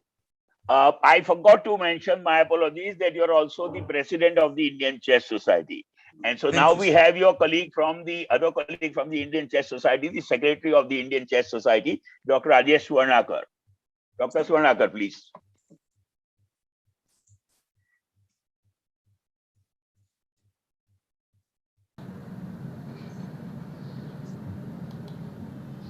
So actually, I will also reiterate whatever Dr. Osbara has said, that we have got this national also tobacco control program, but we have to give more teeth to it, because when of course patients come and they have just started this tobacco quite early, and we have seen instances where this tobacco is also sold near also schools and also colleges.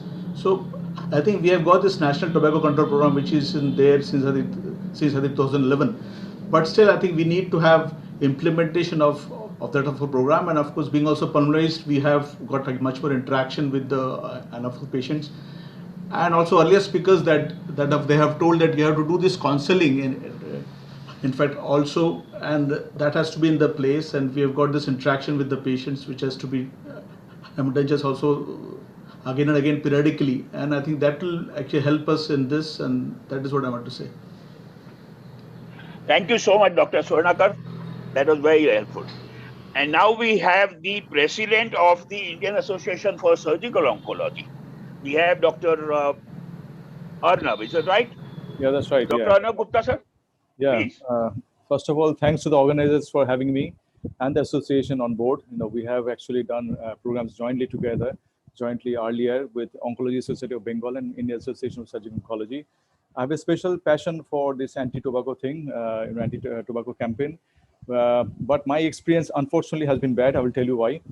First of all, over the weekends, not during the pandemic, but we had been doing anti-tobacco campaignings in schools and colleges.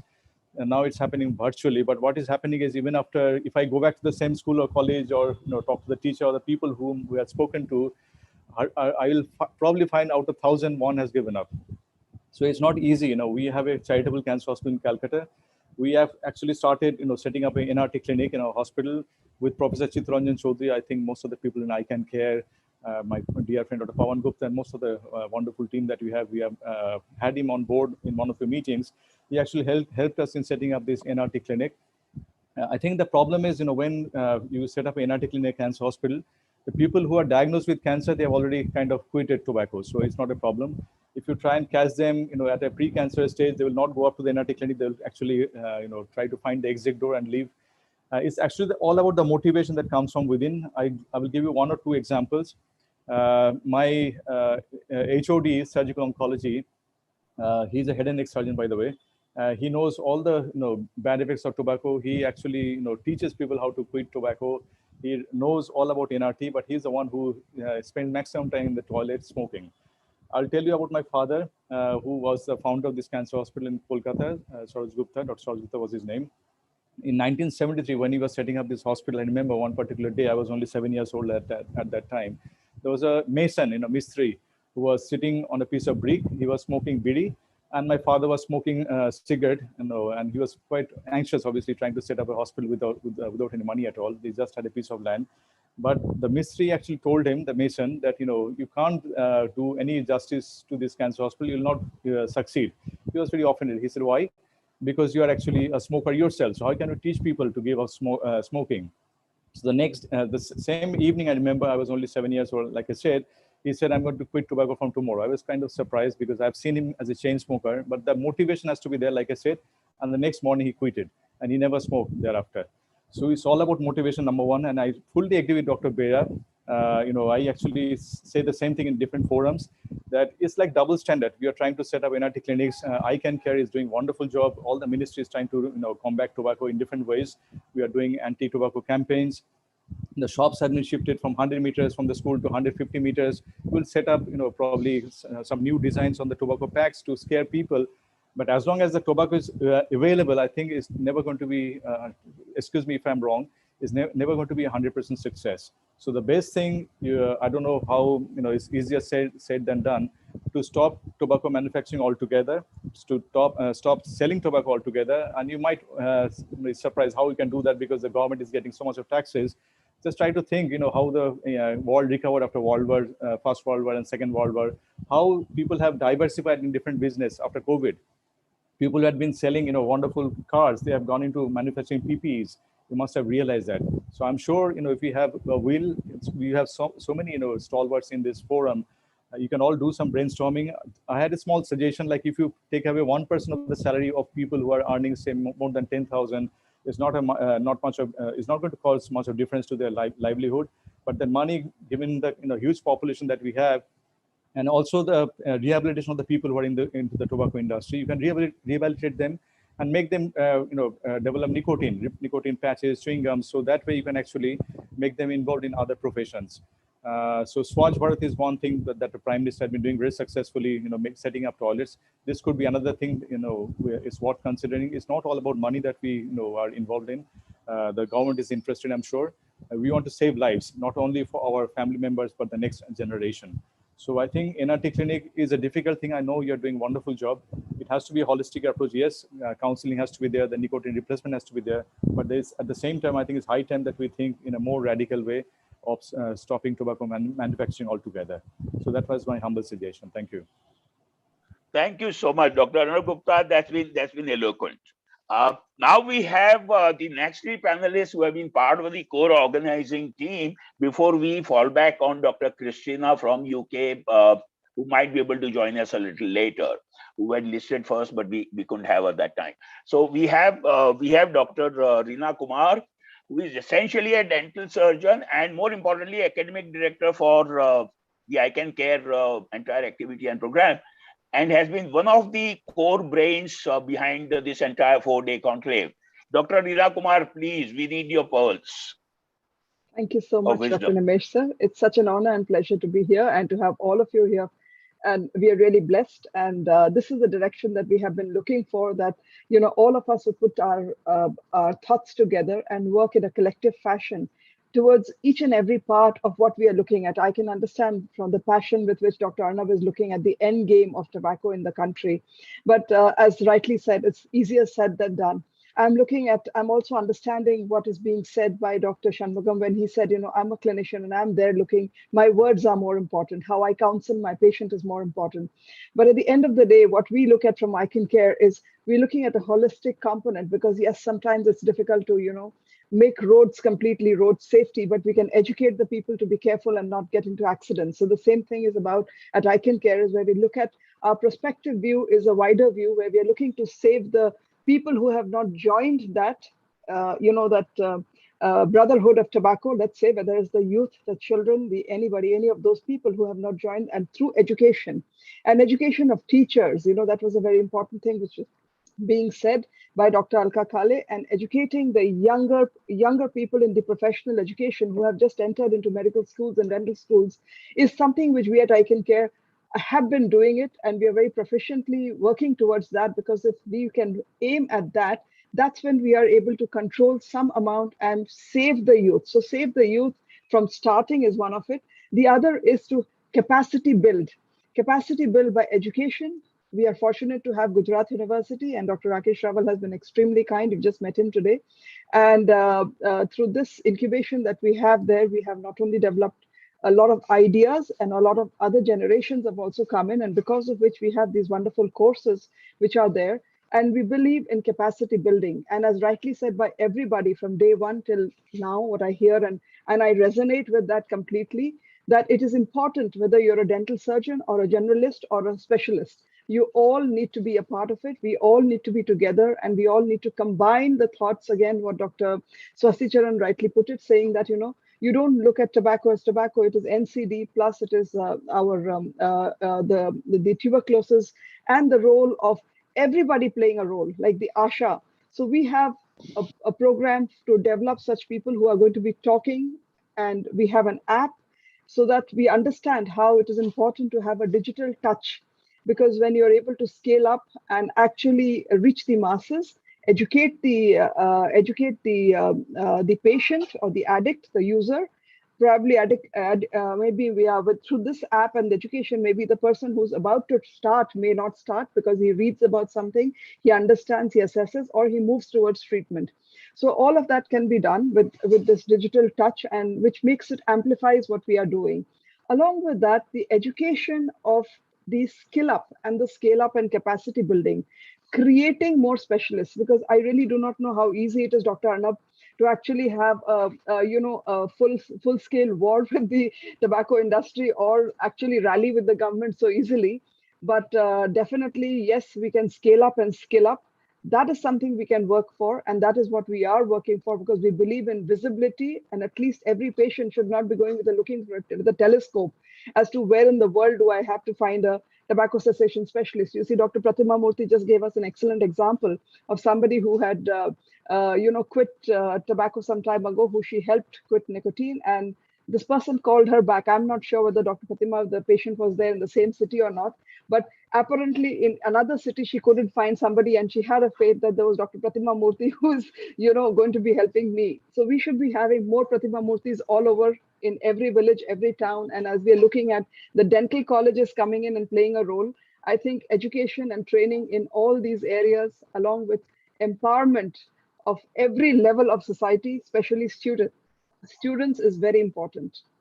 Dr. Nimesh, I'm keeping it short. There are so much in my heart, and of course the role of pharmacotherapy, counseling, everything, but I'll keep it short and quiet. Thank you so much.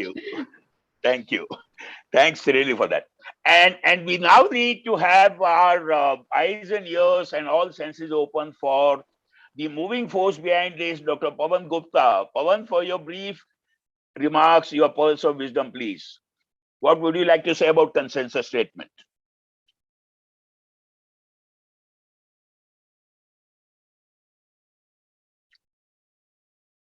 Pawan, you here? Sorry, I was muted. Okay, thank you so much, sir. Please. I will just put it very short and very straight. And this is basically to sum up what has been said by almost all the dignitaries on the panel.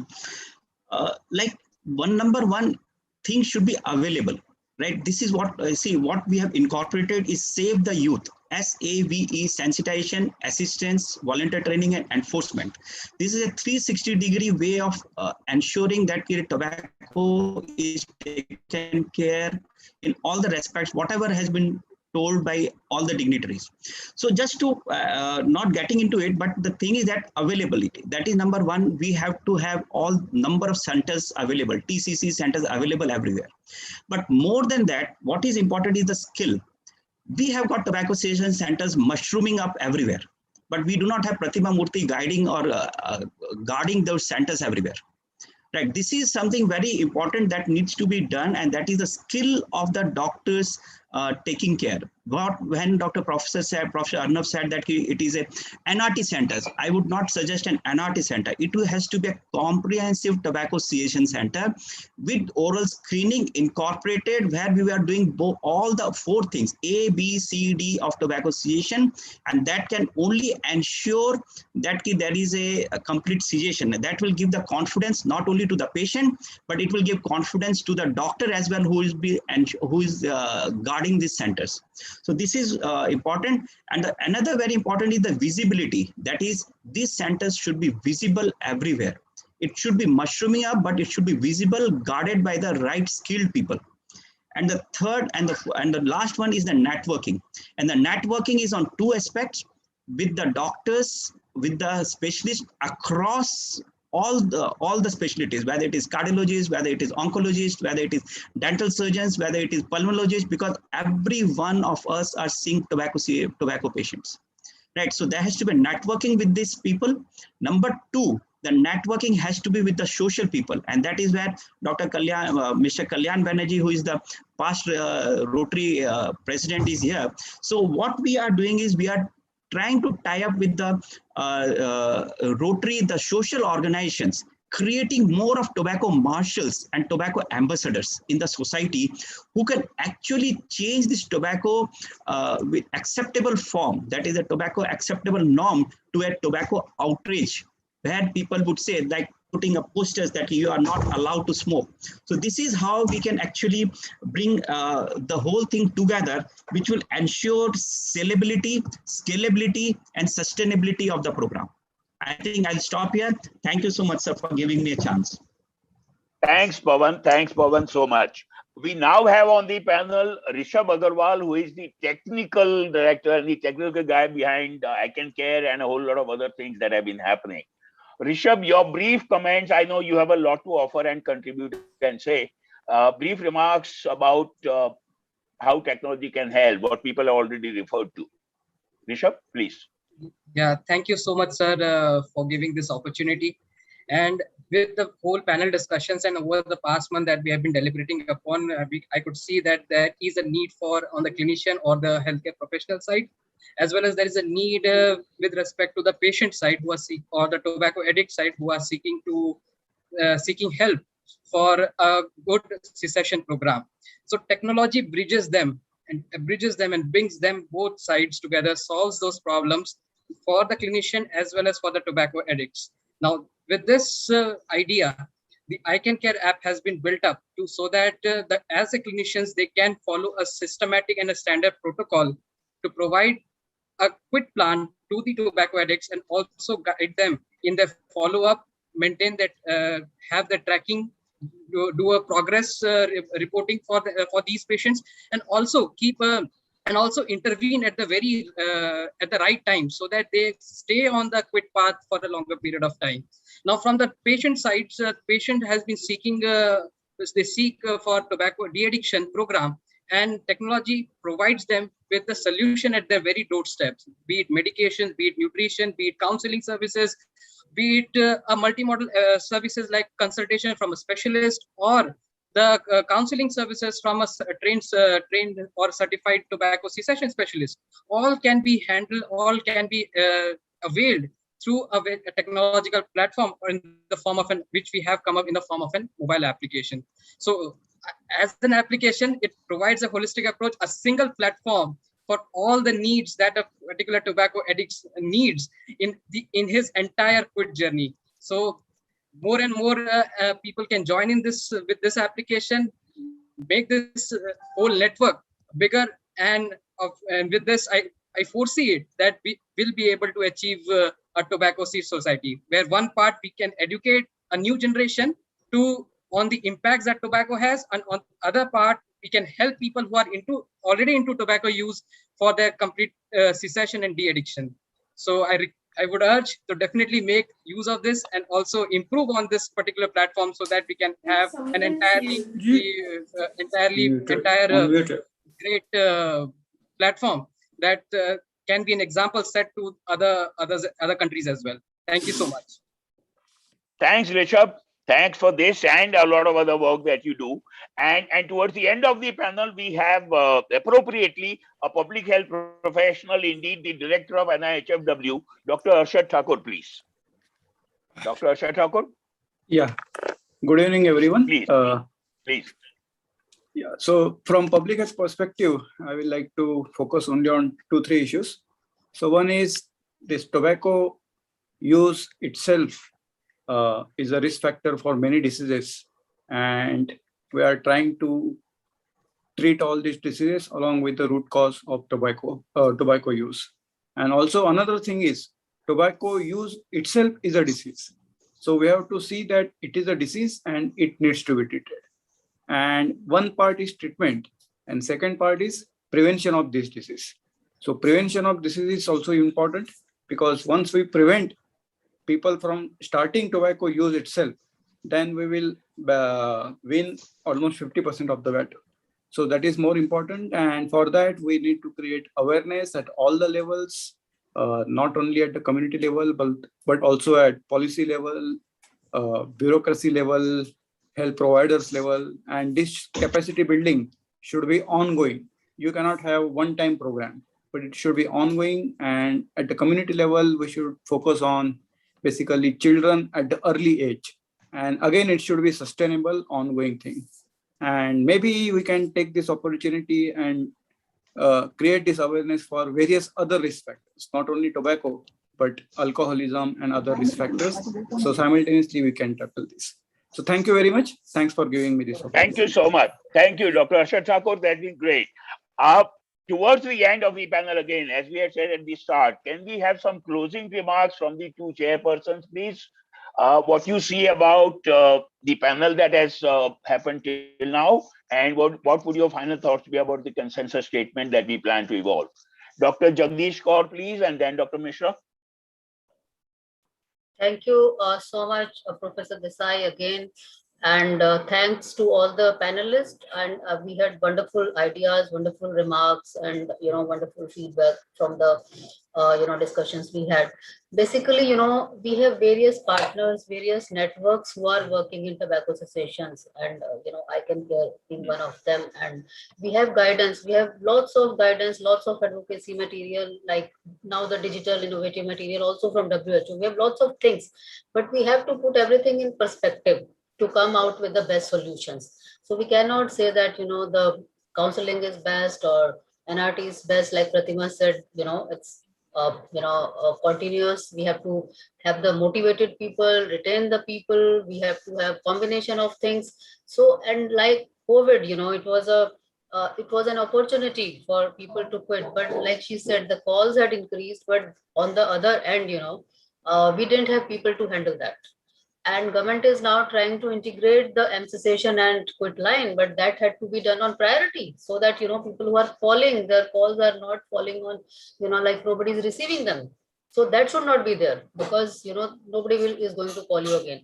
So these are the little things, because the program was started, government started National Tobacco Control Program in 2007-8. We were the ones who started the first phase, then the second phase came, and now it's all over the country. But there is a lot to do yet, because cessation was a neglected part.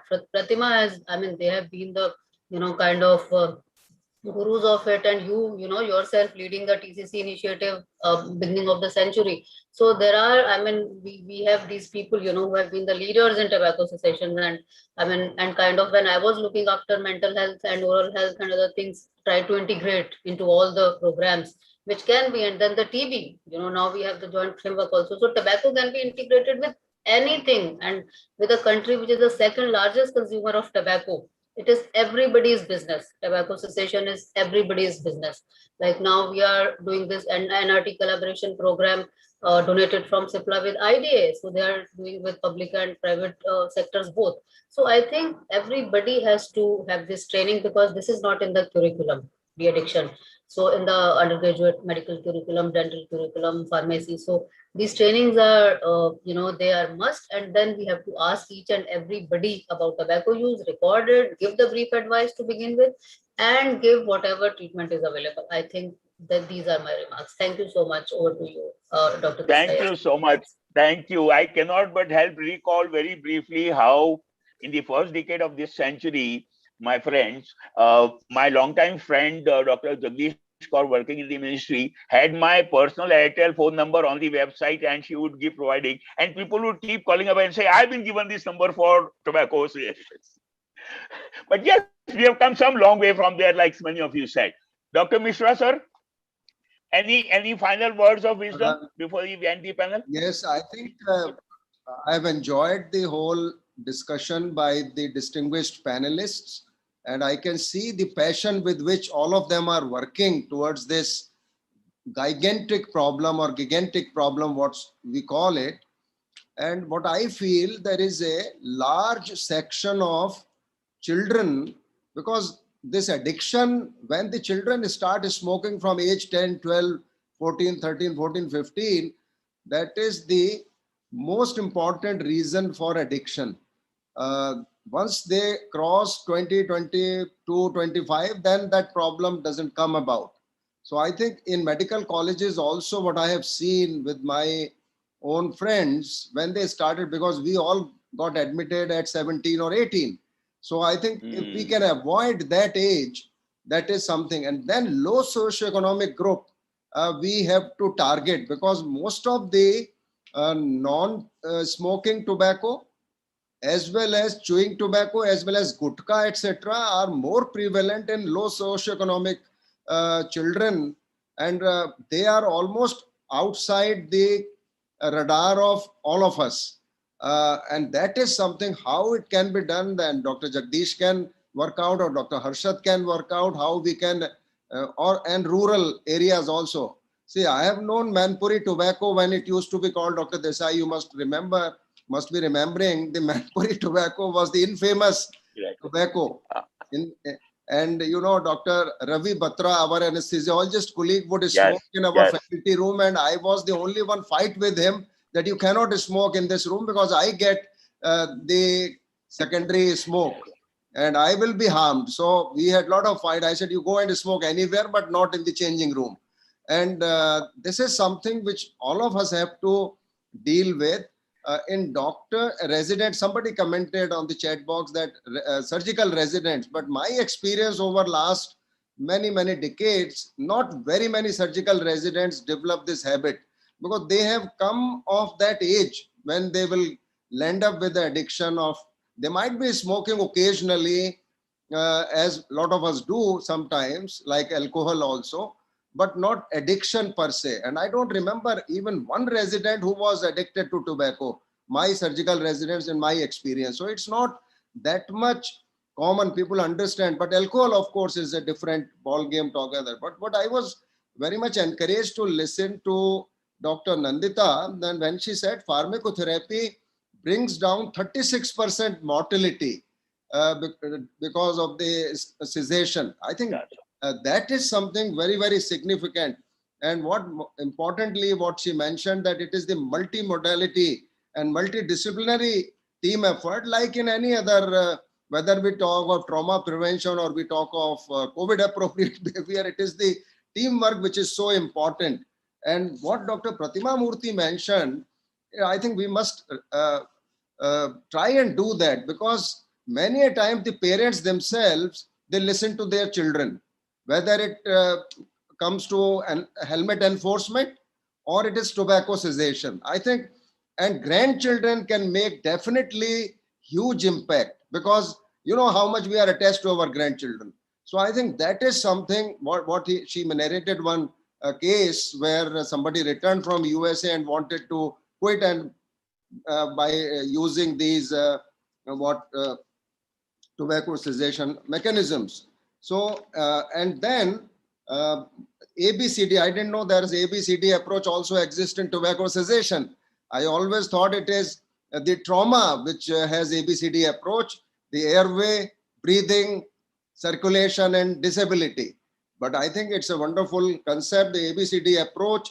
And naturally, it is the combination of counseling, nicotine replacement therapies. And so I think that, and counseling, of course, we also need to know how many people approach actually, maybe from your center, Dr. Desai, that how many people volunteer to come and say, I want to quit.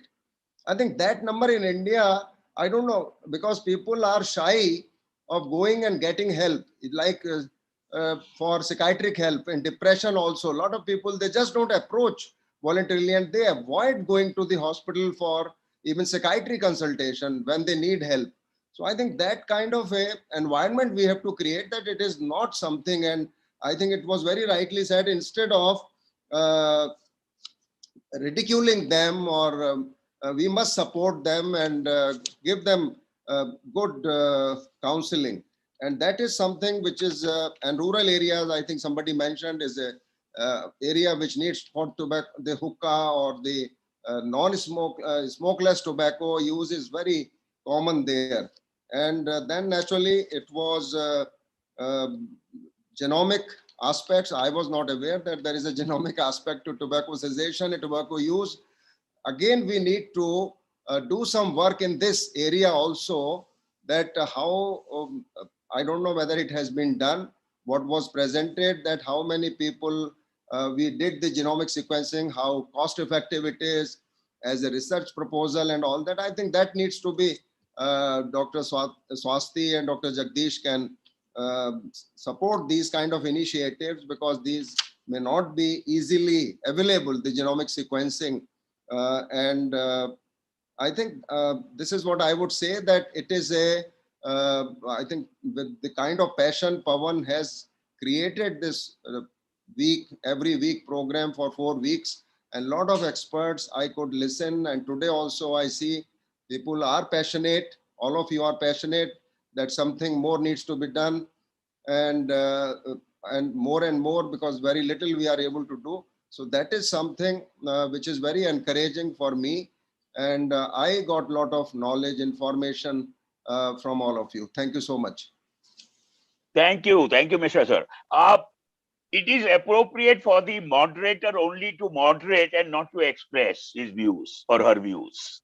And so I'm going to end the panel discussion there. I request Pawan Gupta to introduce and request the noted celebrity, dedicated Rotarian, Mr. Kalyan Banerjee, for his advice and words of wisdom. Pawan, please, all yours. Thank you so much, sir. And it is pleasure to have Dr. Kalyan Banerjee here. Shruti, if you can share the... So my very purpose, as I said, is to incorporate, because tobacco is a disease and it is a very complex disease. We need to incorporate every aspect of the society to fight against this tobacco. Just talking about tobacco as a disease who can, as something, a habit, and trying to just say that a person can quit tobacco by just simple motivation, it's something very difficult. What we need, lot of people supporting in the society, helping the patient and bringing them on the platform, and getting a lot of people to be associated or to help these people to quit tobacco. So this is where we have got the RAG app, that is a Rotary Action Group Addiction Prevention, which has come in. And we are glad that ICanCaRe is one of the part and of the scientific committee, and we are trying to collaborate with the RAG app to create this very group. Like in polio, we have created volunteers across India. So this is how we want to create tobacco marshals, tobacco ambassadors, and tobacco specialists through skill development through various courses across India. So it is a pleasure to invite our chief patron. He's a chief patron for the whole organization, that this International E-Conclave for Tobacco Cessation 2021. And we are glad that Dr. Kalyan Banerjee accepted our request. And he is the past president, Rotary International, and the chairman, the present chairman of the Rotary Action Group Addiction Prevention. He has got huge, being a president of international president itself talks a lot about his ability and the things that he must have done across the world.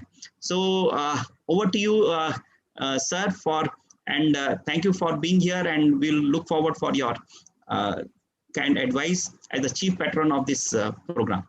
Over to you, sir, Dr. Kalyan Banerjee, sir. Thank you very much, Dr. Pawan. On behalf of the Rotary International and our Rotary Action Group of Addiction Prevention, I'm very happy to be with you, Dr. Pawan Gupta, and your team for ICanCaRe. And I believe that you are doing excellent, outstanding work for the promotion as well as for the treatment of tobacco addiction and its prevention. Tobacco is, of course, as we all know, the biggest addiction today in India, as well as the biggest cause of death in our country. We lose approximately 2,500 lives daily in India due to tobacco, and that comes to over 10 lakh deaths annually. India's tobacco problem has lasted for years and is the leading cause of death. Passive smoking, also inhalation of smoke by a person with only near a smoker, is equally dangerous. Many a times we find that small children and even ladies in the family who would otherwise don't smoke at all, become the victims of the addictive smoke. I mean, they're due to passive smoking, due to their parents' addiction or the addiction of others in the family to smoking. Let me add here a few words about Rotary International. Rotary is an organization of business leaders, professionals, and men and women who are leaders in their organizations. We are 1 million plus in the 200 plus countries, and I have the privilege to be leading the addiction prevention work of Rotary all over the world, but specifically also more so in our own country in India, where we have 15 to 18 lakhs of Rotarians in our country. Our presence is in different communities, in clubs made of local citizens, and this gives us the ability and the strength to carry out major social service in our communities.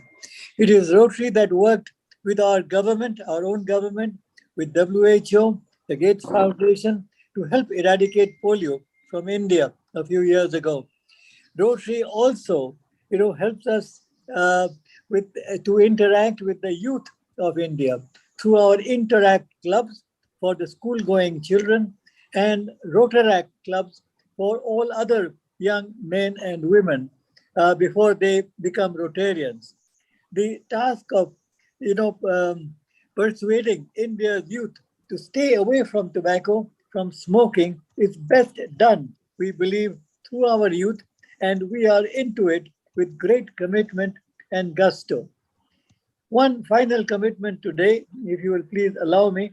Tobacco is extensively grown in India, especially in central Gujarat, where it grows best. It has been doing that for years.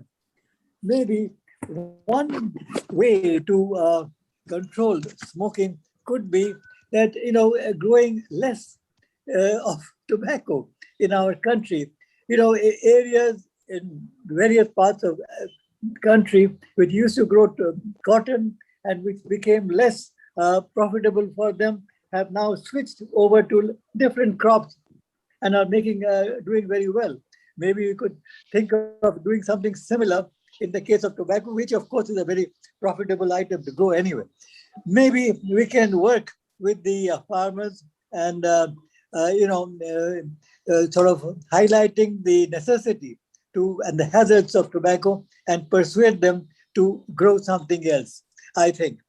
Maybe this is a thought we can explore further through our committee as well. Thank you. Thank you very much for this opportunity.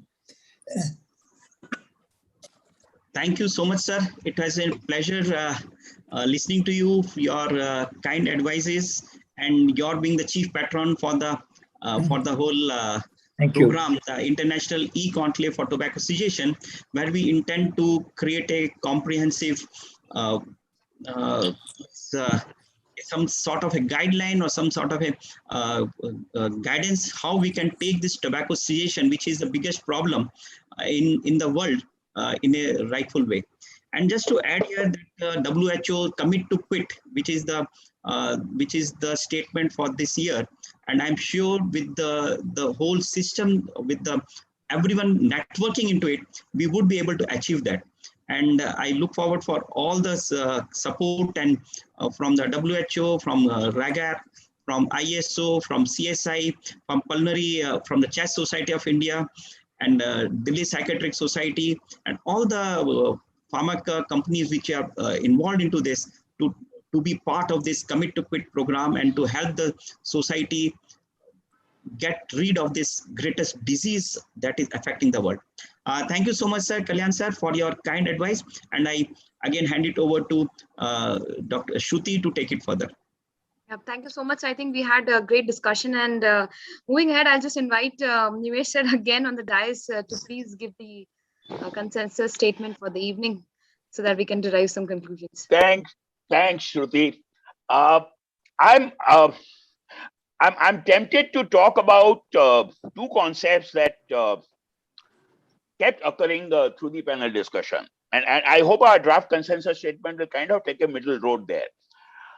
To me, it always seems that utopias are good to strive for, but with the reality context that utopias are essentially by definition not feasible. And zero risk options are very difficult. Let's begin with the format and participation that we have had in this 4-day conclave. You have had panel discussions from multidisciplinary groups, key knowledge partners, and of course, you had the weekly quiz that you will possibly get to know the results of. Next one, please, Shruti. As you know, the themes that we have had are these on the left column. On the right column is what I have written down as I saw the relevance of each of those themes with the core team of ICanCaRE and other friends. Pharmacotherapy as the major plank, nicotine replacement as the pragmatism of harm reduction, multimodal approach as broadening the base for higher effectiveness, and review and synthesis for consensus that we are trying today to distillate and crystallize so that we can upscale. Now, some of us will remember on the day one, I had talked about the pizza base as the major plant, pharmacotherapy. Nicotine replacement, I see more as a pragmatism. Someday, if the household is not inclined to cook home food, which is of course more healthy, you order a pizza from out. And of course, the multimodal approach is more like those extra toppings that you might get at a discount. But what's very difficult, I've been thinking since yesterday, is my job to try and summarize for consensus statement, because this is like going to a large food court or a lavish buffet and deciding what to take on your plate and what to leave out. There's been so much said and so well in the last 3 Sundays. In a lighter way, let me also say this. Team, the definition of team. And I'd like to say, before I begin, I'd just like to make it known that I did not volunteer to make this presentation. Actually, we all did collectively decide that I should. Next, please. Jokes apart, it's been an absolute pleasure and privilege to be part of the ICanCaRe Team 2021 with the core team of Dr. Pawan, Dr. Veena Kumar, Dr. Rakesh Rawal, Shruti and Rishabh. And of course, the key resource persons that we have had. Besides Dr. Swasti Charan and Jagdish Kaur in their capacities and whatever advice they kept giving, the 3 moderators for the first 3 Sundays who presented the summary today. And so I acknowledge the help from all of this, really huge. Next, please. Let's try and go to the background to the conclave briefly. As you all know, it's a multidisciplinary entity, ICanCaRe, which has really done pioneering service and training activities, leading light for the conclave for sure. IHBAS as one of the leading academic institutions, which, like was mentioned, we started our Tobacco Cessation clinic in 2001. Before any other formal clinic had come. Well, of course, we heard Dr. Rakesh Rawal today, leading the Gujarat University initiative. Many other organizations that Pawan mentioned and the pharma companies who supported us. Next, please. I also can't but help mention what I had mentioned on 11 July, some of you will remember. There are 4 stages of group work described in a classic text: forming, norming, storming, and performing. And it seems to me that we did actually go through this pretty well, except that our storming was very nice and civil. But now is the time for us to perform, having performed, and see how our consensus statement can emerge. Next, please. The introduction and overview to the consensus statement, it would seem to me, will need to, with some data, mention the increasing pattern and frequency of tobacco use, and of course, the evidence that you have for India and South Asia was taken, that was taken note of. The fact that need for tobacco cessation programs need to be emphasized as part of the larger control strategies. Fortunately, that's been done in last 10 years and yet need much more emphasis. The bottom line being that the health effects of tobacco use leads to presentations across many medical specialties and health settings. That's been emphasized so well, as some of us knew earlier. That is the opportunity for tobacco cessation, to increase the reach and the ease of implementation. And of course, what's been said in passing, I'd like to highlight, if you all agree, that tobacco cessation and treatment is actually need to be seen as one of the important prevention strategies. Every one person successfully treated prevents possibly thousands more. What are the important considerations? I'm glad it came up, because we have had huge discussions with many national and international groups about this, that tobacco use pattern in India is actually very different. And if you talk about only smoking, you're doing actually such a disservice. And so what is used as a treatment strategy in some of the countries, smoke less tobacco. I don't even individually like to use the word SLT by now because that's a hugely misleading concept from the Western world. We need to recognize that we really must study all different routes, patterns of use, and the methods of tobacco cessation for those different routes. As we said, and as was said, in 2001 and 2, after IHBAS, NIMHANS, PGI Chandigarh, a few others, and the Ministry of Health, WHO started the network of PCC services. And the first 5 years data of that was shared in 2012 in the Sero Journal. What I would like to highlight is what has been emphasized enough in these 4 days. Low to modest quit rates if you really follow up long.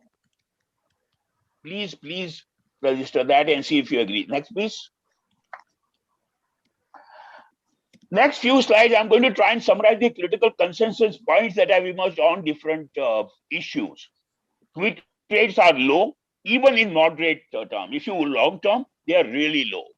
The phenomenon of relapses is a harsh reality, like all substance use disorders, and needs to be dealt with and reckoned. The usefulness of pharmacotherapy for tobacco cessation has been mostly under-recognized and underutilized till now. You have monitoring mechanisms by carbon monoxide and cotinine levels if you really want to double-check the quit rates and the relapse. On pharmacotherapy, Varenicline, Bupropion have evidence for significant favorable effect. Of course, some evidence for SSRIs as craving suppressants in some cases with mental health issues. The evidence for effectiveness of pharmacotherapy is significantly in favor of Varenicline, followed by Bupropion as a general trend. Bupropion has definitely an edge. Just keep that for a minute, please. Yeah. For persons with tobacco use and depression or the depression-linked issues. Next, please, should be.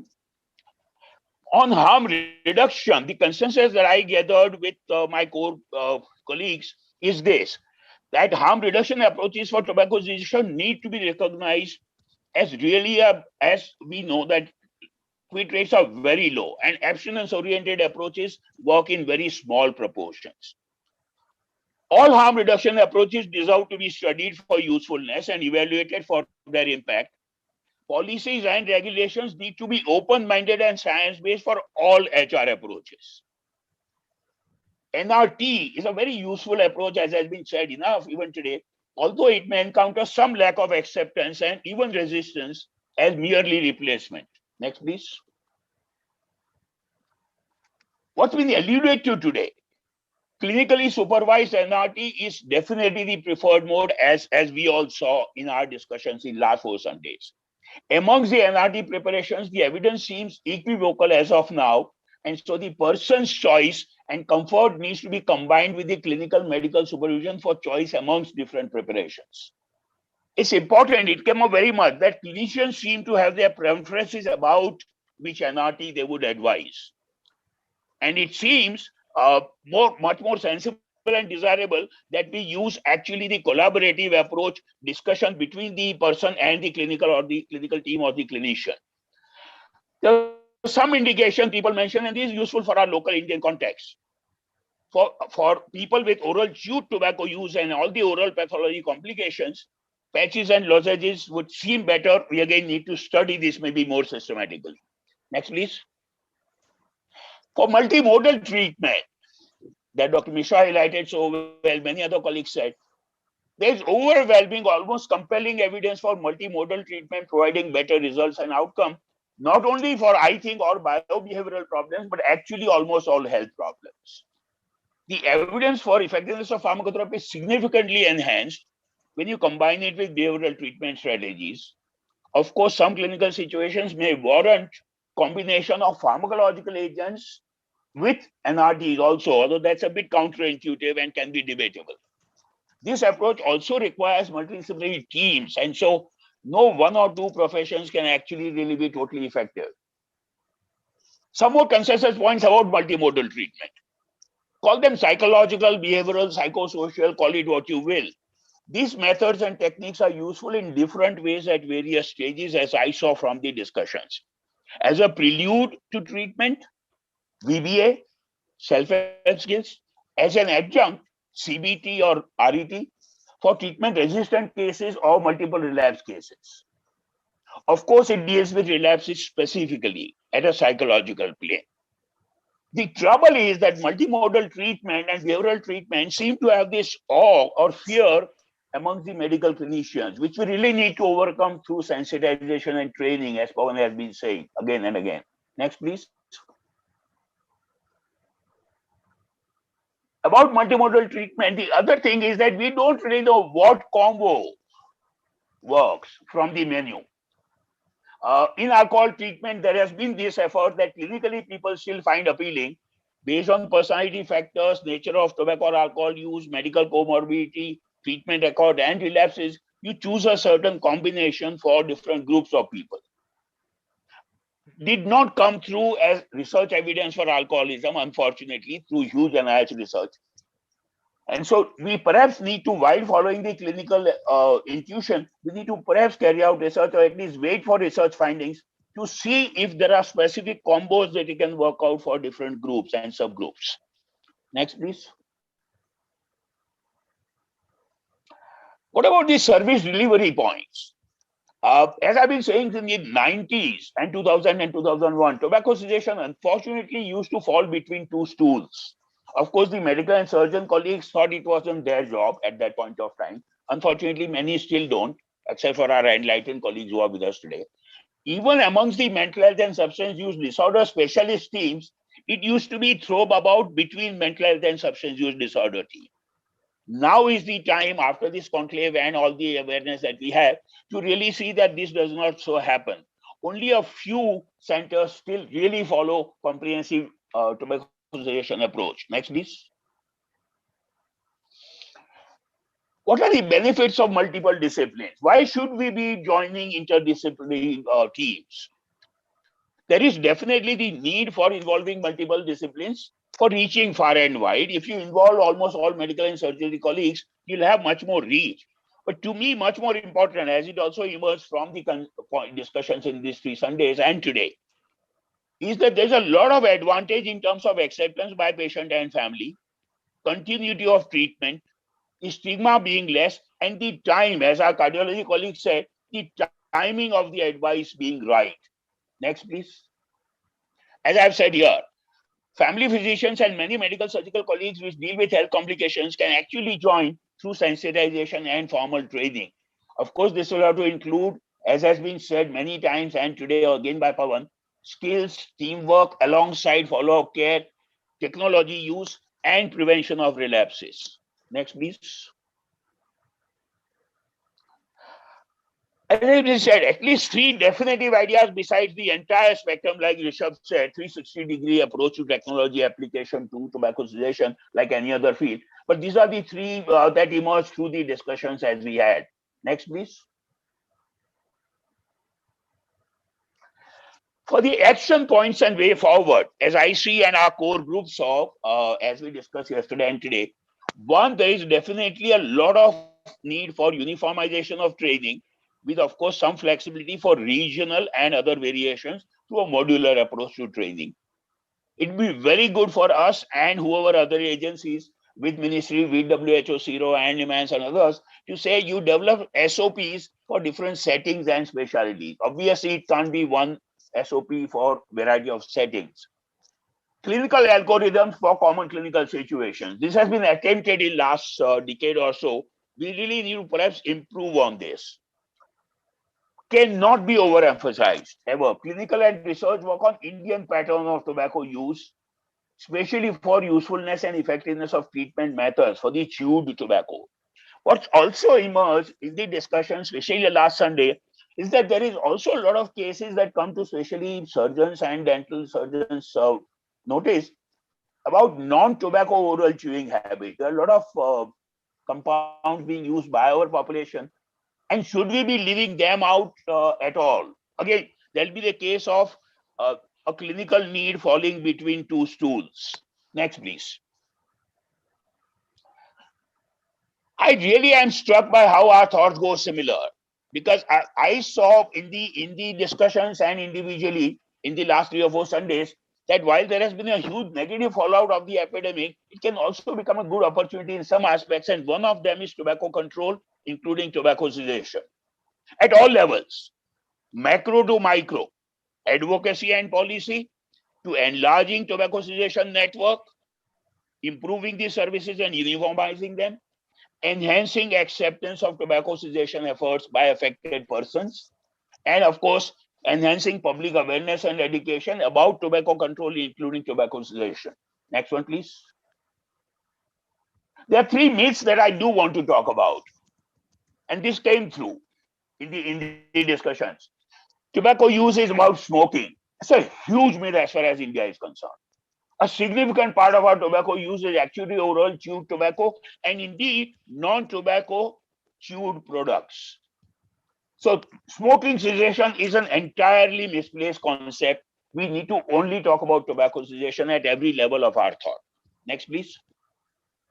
The other big myth that bothers me is this, and this is one thing that we need to overcome through efforts of like this July 2021 and many others. That tobacco cessation requires expertise in psychiatry or mental health or counseling. Not really. Treating doctor, treating surgeon and physician is actually the best deliverer, or his or her team. Big three, as I see. Yeah. That total abstinence is the only valid goal. We need to really get more pragmatic and less idealistic, like we have done in large parts of medicine, healthcare, and psychiatry and mental health. And so harm reduction approaches to repeat, including all options in harm reduction, be actually evaluated and be made available if found fit. I think I'll end there. Thank you so much. What we have said in our core group is that this draft and the ideas that have emerged today, any one of you colleagues, friends with us today, or any one of your other friends, if you'd like to send in ideas, modifications, criticisms, comments in the next 1 week, hopefully in the next 2 or 3 weeks, we should be able to actually have a draft consensus statement ready and circulated one more time for final review. Pawan, Shruti, I'll stop there. Thank you so much for operating the slides also, Shruti. Comments right now off the cuff are most welcome and will be appreciated. Yeah, thank you so much, sir. And it's really wonderful the way comprehensively all the work that we have done in the last few weeks has been put together and so comprehensively put. So we just open the floor for 5 minutes of discussion. If anything that is anyone wants to say something, anyone wants to comment on something, please, they are most welcome. So we have got Dr. Behra here, we have got Girija ma'am here. So anything that please, Pratima Murthy ma'am, you want to say something, Dr. Arnab? Dr. Nandita wants to say something and then I will say something after her. Yeah, no, I was just wondering, thank you, Dr. Pawan and Dr. Nimesh, fantastic consensus from the 4 sessions. I just wanted to, again, reiterate the importance of education for all the medical students and the junior doctors. If these are the people of the future, and I have taken help from even our ward clerks to actually identify smokers and put them forward. And one of the nurses who actually benefited from quitting smoking, she said, Nandita, I'm happy to come and be your mascot. So I'm looking forward to doing more with them. So if they can help us, then all our junior doctors and trainees can help as well. Thank you very much. That's wonderful, Nandita. Actually, that's what Save the Youth program and encourages, to have tobacco marshals, tobacco ambassadors in the community. You know, the ambassadors are the ones who have quit tobacco, and this is where we are encouraging, and we are trying to create 1 lakh tobacco marshals across India with the help of the Rotary clubs, with the help of other clubs, so that we can actually reach out to the society. We doctors cannot reach out to the society by sitting at any of the hospitals, right? So with this networking, we should be able to reach out to the society. Yeah, Dr. Pratima Murthy ma'am, please. Yeah, I think it's a very good draft, and congratulations on the preparation of this draft. I just had 2 comments. One is that it's not enough for only doctors to be involved in tobacco cessation. I think we also need to look at other team members, whether it's nurses, whether it's pharmacists, whether it's, the community workers, so that we all speak the same language. And I think if we keep reinforcing it in different settings and encouraging people that they must try and give up, that there is help available, I think we will go a long way. Because as we've been seeing, there's been a lot of awareness about the risks of tobacco use. People want to quit, but it's just that they don't get the timely support and motivation to quit. And I think motivation doesn't necessarily have to be from the individual. I think we all have a role to actually motivate them. The second thing is that there are several reasons why people use tobacco. And I think a lot of it starts because there are no alternatives to help people to relax, or because they don't know how to handle stress. And I think therefore some kind of comment about the importance of, and I think Dr. Pavan also mentioned it, when you look at youth, how do you help them to deal with other ways rather than turning to tobacco as a very, very important preventive exercise. And the third thing is that we don't necessarily need to have formal tobacco cessation clinics alone. I think in terms of every healthcare consultation being a opportunity to ask and advise about tobacco use and record tobacco use and monitor. And I think one of the cardiologists said it so well that, it's about talking and engaging patients and about all risk factors. Tobacco is one of them. And that's where I think, as long as you need to understand these underlying factors, because if it's not tobacco tomorrow, it will be something else, next to it. And therefore, looking at all the lifestyle factors, including tobacco, alcohol, and other drugs, handling stress, looking at, physical activity and perhaps diet, these become very, very important lifestyle interventions. But tobacco is a great entry point, because I think we've understood diseases around tobacco so well, and also intervention. So it's a good entry point, but I think we need to enlarge the gaze to, as was said, a good holistic approach to being healthy and avoiding risks. Thank you.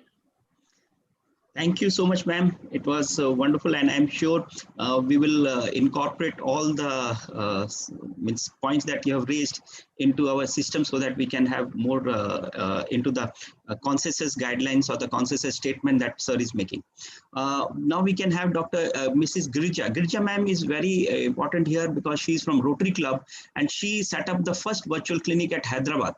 Right, that was the beginning of the virtual clinics with Rotary. That was the first Rotary virtual clinic. Girija ma'am, over to you, ma'am, in short. Thanks a lot for all the veterans in this platform.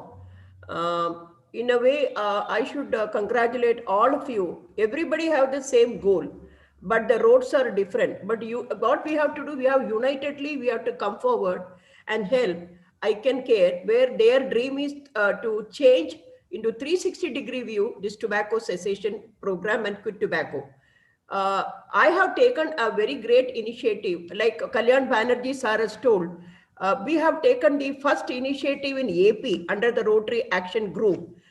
We have started a sensitization program, talking to a lot of dental colleges, doctors, volunteers. What we have to do is sustainability. How do we get this sustainability? All of you in this platform, first, you should come forward and start using this mobile app, which is such an advanced app, where it's a user-friendly app.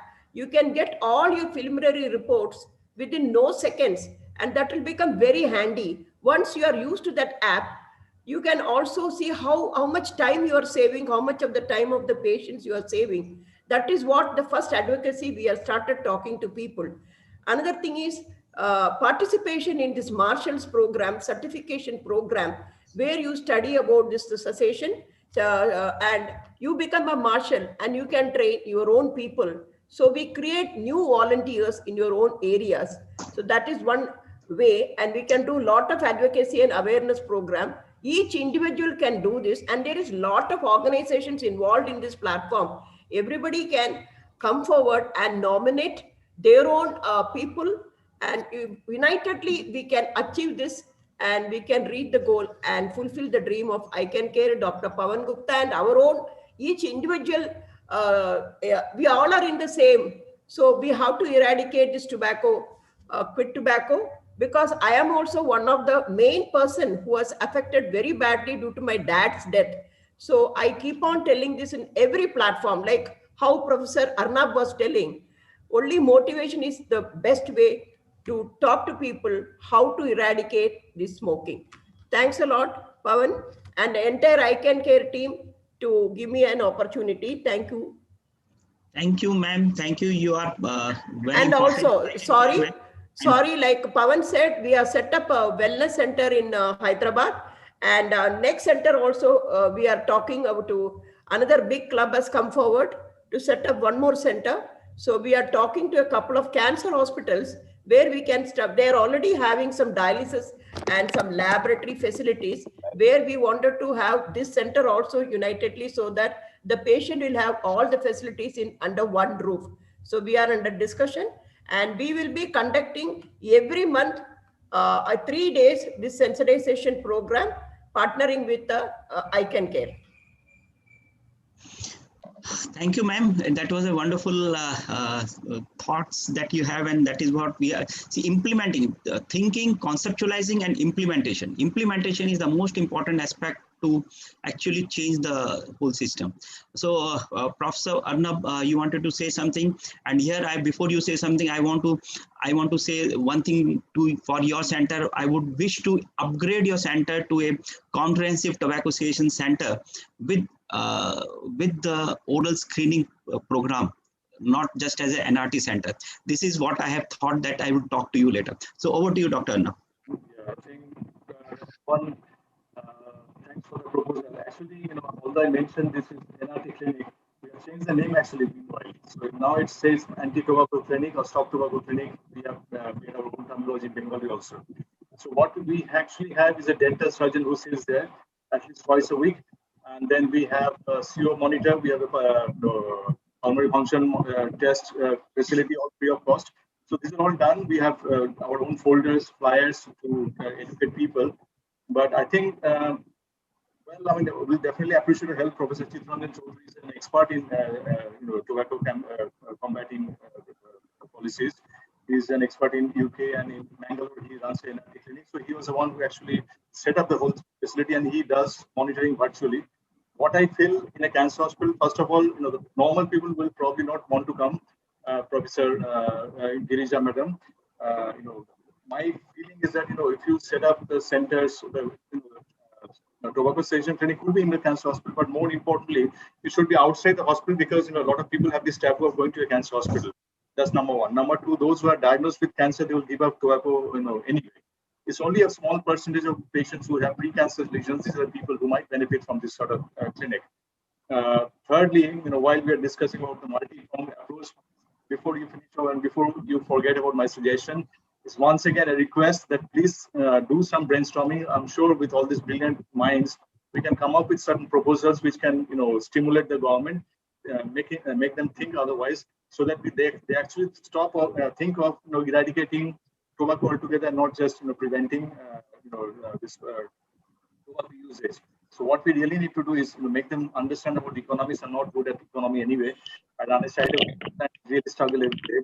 So what I really want is some brainstorming. I'm sure you get board, make them understand the amount of money they're spending to cancer hospital for diagnosis, for treatment, for cancer awareness programs, and many other things.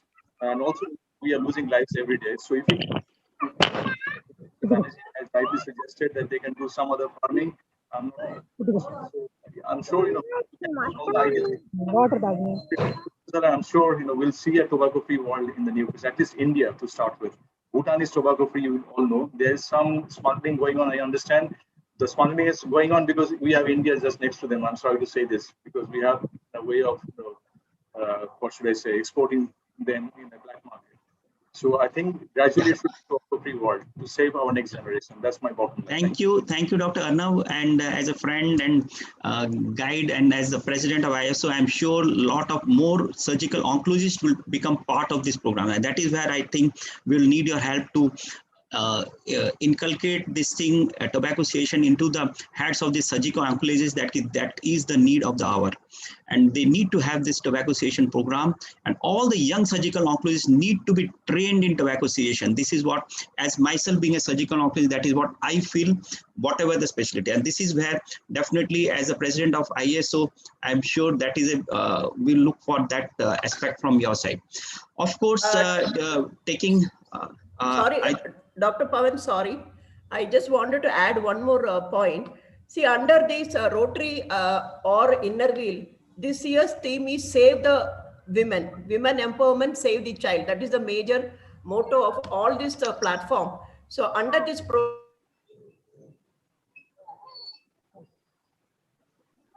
Ma'am, you're muted. Sorry. Yeah, please go on. Under the Rotary as well as Inner Wheel, this year's motto is Save a Woman, Save the Child, and Women Empowerment is the main program. Under this thing, the one main thing, when I was in Delhi last week with Dr. Pavan, spoke to me that how women are affected by men smoking. I mean, I have heard about passive smoking, but even other areas, how women can be affected. When he explained to me, I was really in shock. So the first program, what we have to do is educating women to talk in the house itself, not to smoke. I know how the men will react, but that is the one first step, what every woman has to take, not to smoke in the house, how the passive smoking can affect the whole family. So that is the first step. And like doctor, I take your point.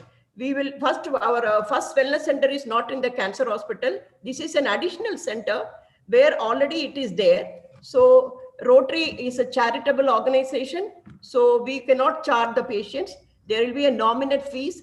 So we are going to extend this facility in the additional center. So we are talking to most of the clubs in the area, like as per the doctor's advice, every at least about in a town, at least there should be around 3 to 4 minimum, so that the usage can be more and the youth can come forward and make use of this center and this facility in a very faster manner. That is what we have proposed. Thank you. Thank you so much, ma'am. Actually, we are running out of time, and I think there will be, everyone would be looking forward to to speak here on this platform. But what I would, because a lot of messages I'm getting when we will get the quiz results. So just to put it here, we had a wonderful quiz sessions for in the last 3 days. So I'll just hand it over to Shruti, back to Shruti. So Sir, thank you so much. I think I'll just first invite Swasti sir, because he's still here, and we would really love to hear a few words from him, his closing remarks before we move to the Can we have the quiz result before Swasti sir says? It would be so great to have Swasti sir's blessing for them.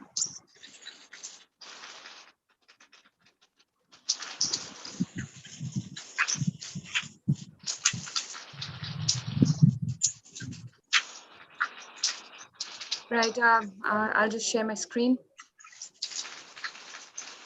Just to inform all the participants, we have got still 128 participants on right here, and it was wonderful to have this conducted quiz in the last 3 sessions that we had. So over to Dr. Nandita to give the quiz. Omkar is here. Omkar is going to announce the quiz results. Could you go ahead, Omkar? Yeah, can everybody see me and hear me? Yes, please go ahead. Yeah, please go ahead. Yeah, so thank you everybody who participated in the quizzes. We had so many different participants, so many people entering in the quiz with so many fantastic results. So we've managed to cut it down to 21 different winners, 18 of whom are the top performers, top 18 performers, and then three winners. So all 18 will get an offer of a 15% scholarship on course fees for the Certified Tobacco Cessation Specialist course, which is accredited by the Gujarat University and conducted by ICanCaRe. So we can see those. Let's congratulate all of them. 18. Let's give a round of applause to all of them. Yes, and well done to every single one of those 18 winners there. And then we also have 3 top winners as well. Third place is Dr. Johnson Pradeep, psychiatrist in Bangalore, who will be offered a 20% scholarship to the CTCS course. I think you got it wrong. Third place, Finse M. Philip. Is it? Sorry? So I think Shruti, the original one. Okay, sorry. In third place, Omkar, it's Dr. Finse Philip. We are sorry about that. I think we got in the original slide, it was the opposite. So that's what was. Yeah, sorry. Okay, in third place is Dr. Finse Philip. Congratulations, Dr. Philip. Yes. Thank you, ma'am. That's wonderful. Congratulations. Go on, Omkar, go ahead. The second place is If Dr. you carry Johnson. on, because I don't want to get the ones wrong. I think I must have the wrong. Okay, sorry about that. In second place is Dr. Johnson. National Pratik, level. congratulations to you. Thanks a Hearty lot, ma'am. Congratulations. Thanks a lot, ma'am. And then in first place, let's reveal the Aruna. first place position is Dr. Aruna. Thank you very much. You've done fantastically. And Omkar, could you announce the prizes, please, Omkar? Yes, of course. So, as I said, all the 21 will be awarded scholarship for the course fees for the Certified Tobacco Cessation Specialist course. So, first prize, Dr. Aruna will be awarded 40. Second will be 30%, and then third is 20%, and all the remaining 18 top performers will be awarded 15%. In addition to this, the top 3 winners that we can see here will also be awarded a special gift voucher. As well as this, everyone who has participated will be given a certificate for that, and all of the winners will also receive a winner's certificate to validate their success in this quiz. So once again, thank you all for participating in the quiz. There are a huge amount of entrants, a huge amount of participants, and congratulations to all, especially those who are part of the top performers. Thank you. And I'll Thank hand you, it back to Omkar. Dr. Thank you Pradeep. very much. And Thank it's you so much. important And- that all of you are winners, because our main thing is to disseminate the knowledge which we have and to train others as well, talk to others as well, and encourage them to be advisors, to be marshals, to be the advocates of smoking cessation. We can help the overall population of the whole world really here. Thank you. Thank you, Shruti. Over to you. Thank you so much, ma'am. I think those were the winners of our quiz competition, and congratulations to all the winners. I would now like to invite Swasti sir for his blessings to the winners and also his concluding remarks for the event. Much, Shruti, and I want to congratulate all the winners. Although many of them I know are hardcore tobacco cessation. I see the name of Dr. Rakesh Gupta from Jaipur, and I know he is a master of tobacco cessation, and you have put him in the top performers. And the second thing which I have noted, which makes me happy, is the name of Dr. Aruna Diaz, who is a dentist, who is a public dentist, and she has come out to be the topper. So that makes me feel good that the assumptions that I had, that the dentist would be one day becoming one of the best tobacco cessation specialists in the country. I'm not saying that others cannot become, but when I started the National Oral Health Program, these concepts I had thought in my mind, and today's performance of Dr. Aruna has put more trust into that belief that I had earlier. So congratulations to you, Dr. Aruna. And we have, in the last 2 hours or so, we have been discussing so many things. In this, what I have gathered for all of us to think more again is that, when we study the Brownian movement, when we see the random movements of dust particles, which we see in a sunbeam, we have to increase the chances of the tobacco user who is willing to quit, and the cessation support provider. So if we increase the number of cessation support providers somehow, by all means, like by engaging the community health worker, by engaging the NCD consultant, the consultant in the mental health program, the consultant in the ICTs or the dot centers or anywhere, everywhere where there's a chance that a tobacco user will step in, then only we will be able to, we will be able to increase the momentum of tobacco cessation in the country. As Dr. Pratima Murthy rightly said, we should not think that tobacco cessation is the whole complete package. Many of us would be able to provide the whole complete package if you come to a proper tobacco cessation center. But at the same time, we should also bank upon people who can give brief advice, who can even at least popularize the quit line, or at least tell you where the tobacco cessation center is. So we all have to work in these various areas. And I heard some more questions during the program also regarding the training program. Many training programs are also happening. This is one of them.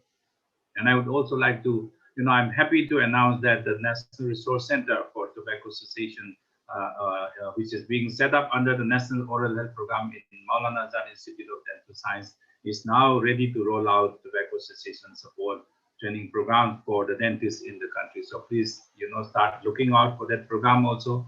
And I also know that we all want to have online reporting. So the ministry has also developed HMIS, and we are trying to include the cessation report from the TCCs also entered into that. So we all will have to, combine together in all our reports.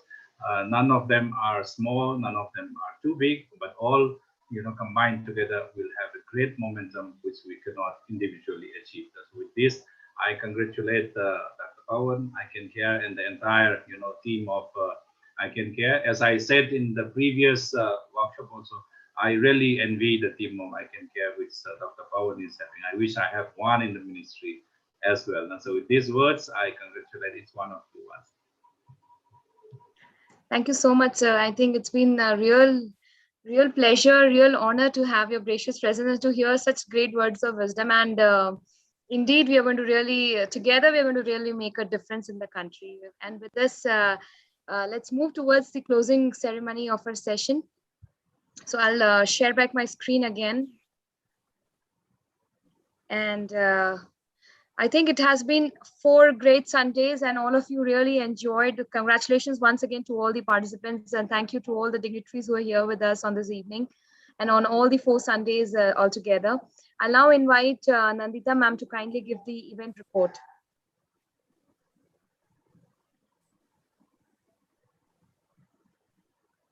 Thank you again, Shruti. It was wonderful. Thank you to give me the opportunity to give the report. International E-Conclave meeting was a series of 4 webinars on 4 Sundays, and it was really, really fascinating. It has been organized by ICanCaRe, IHBAS and Gujarat University, and there were about 1,390 total registrations and more than 1,800 viewership. Various faculties, various specialties were involved in it. Dental, mainly thanks to all the dental faculty, BDS students, MDS students, counselors, psychiatrists, respiratory physicians, cardiologists, oncologists, and there is a scope for much more because we have got, other specialties like anesthesia, intensive care, and other students as well who could take part in it. So we would welcome that in future. Next slide, please. Yes, there were 12 faculty members, 16 chairpersons, and 32 panelists. 3 quiz masters. It was a good international faculty as well, and 8 participating countries. Thank you to involve me as one of our key opinion leaders, Dr. Prasad Shetty and Dr. Ashish Deshpande as well. But I should not forget, and let me just humbly say that Dr. Nimesh Desai, Dr. Pawan Gupta, Dr. Reena Kumar are one of our chief key opinion leaders. And there were, equal male and female attendees and responses for our various questions. So that's good to know. Now, do you practice tobacco cessation as a professional? 50.3% said no, 49%, so equal said yes. But what does that mean? There is a big scope for us to improve. to practice tobacco cessation as a professional, and we remember that it is our duty, it's not somebody else's duty to post them towards tobacco cessation. It's my duty, it's your duty, it's everyone's duty, and we can make a difference. Right? Are you trained in tobacco cessation? Tobacco cessation is different from tobacco control, and most of the people, 73.9%, said no. So here is our opportunity. We have got the opportunity. We have got apps. We have got training courses. Let's do proper training and advise our patient population or our family members or friends as well. And what was it? 100% want to incorporate tobacco cessation in their practice. Most feel that they need extra training in tobacco cessation. Yes, we can do it. Especially with COVID here, we can do it. We can improve the lives of our family members, our friends, and our patients, most important. Let's all do it together. Thank you very much. Thank you so much, ma'am. So that was the event report. Thank you so much, ma'am. That was the event report from Nandita ma'am from UK. And I believe for this, we come to an end of this session. So I'll now invite Dr. Sajjan Purohit to kindly give the vote of thanks. I'll just request you to check once if sir is there. He's not there. Okay. So would you like to give vote of thanks on his behalf? Rishabh? Rishabh? Yeah, I'm there. Yeah, okay. So I'll invite Rishabh to please give the formal vote of thanks for the event, all our dignitaries and our esteemed guests for the evening. Over to you, Rishabh. And I'd like to thank you so much, Shruti. And I'd like to thank all the special guests, special dignitaries, Dr. Sasti Charan, Dr. Pratima Murthy, and each and every Dr. Jagdish for each and every specialist doctor for making this particular event a very successful one. We had the reports and we saw that a lot of people are willing to take tobacco cessation and get themselves trained as well. So thank you so much, Dr. Nimesh sir, for helping us in organizing this event. Dr. Pawan Gupta, Dr. Reena ma'am, thank you so much for your overall guidance and support and in formalizing this particular event. I'd like to also thank Dr. Arnab Gupta, Mr. Mr. Kalyan Banerjee, our chief patron, for his guidance and support. And I would also like to thank all our viewers, all the doctors, and who have been consistently visiting and being a part of this entire conclave, so that we can have a large group of network of doctors who can speak about tobacco cessation as a whole. Thank you so much. Thank you so much for being a part. It wouldn't have been possible. This event wouldn't have been success without your support and your involvement and engagement. Thanks to our YouTube and Facebook viewers as well. You have been consistently watching us on offline, but would also request you from next time to join us on this platform. We have a larger capacity to accommodate you as well on this particular platform, so that you can have a more live interaction with the panelists here. Thanks to all the speakers, all the faculty members who have been consistently in their presentations, providing us into deeper knowledge into each and every aspect of tobacco cessation. And I would also like to thank our overseas faculty members, Dr. Pooja Patwardhan, Dr. Garima from Australia, and Dr. Pooja Patwardhan from UK, Dr. Christina Rowe from UK for their valuable support and insights into tobacco cessation.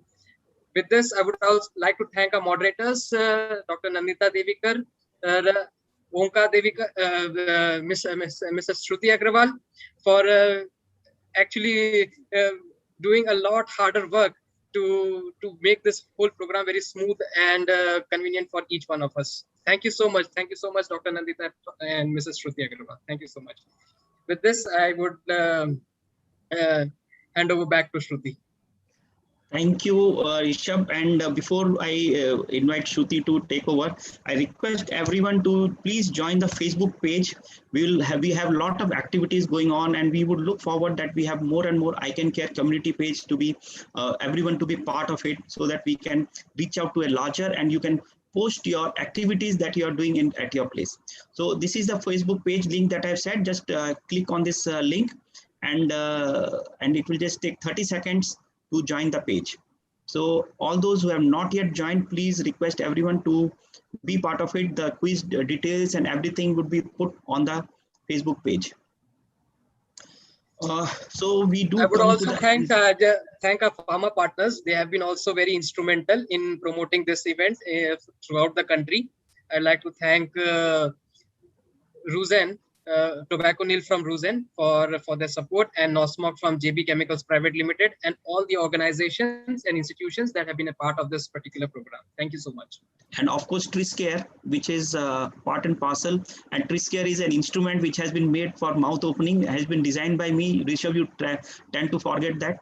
So, so it's a TrisCare instrument which is for the mouth opener for the submucosal fibrosis, which is very, very important for all those dealing with the smokeless tobacco. So this is a wonderful instrument that has been included. So thanks everyone. Let us not forget to thank Rishabh, who is the main founder of this app. Let us take the time to thank him also for the wonderful app, and also the wonderful points raised by Alka Kale, Jagdish Kaur, and Dr. Swasti Charan. Thanks a lot for all your valid comments. So can I request everyone to please switch on your camera, all those who are here, and especially the prize winners. Dr. Aruna, congratulations. Dr. Phillips, congratulations, and Dr. Pradeep, congratulations, and congratulations to all others who have been here. So we can just take a group photograph. So all those, please just switch on your camera. Yeah, that would be great. Dr. Alka, so nice of you. Thank you so much for staying with us for such a long time. I am sure we will be together for a bigger cause. And I'm very happy to say that Dr. Aruna is a student of my college. She's an alumnus. Oh, fantastic. That's great. Dr. Aruna, congratulations. So nice. You have to be now part of our ICanCaRe, join the course, and 40% scholarship you are getting. So, we're looking forward, Aruna. Yeah, and others, please, Sandeep, if you can switch on the camera, so we can just take a picture.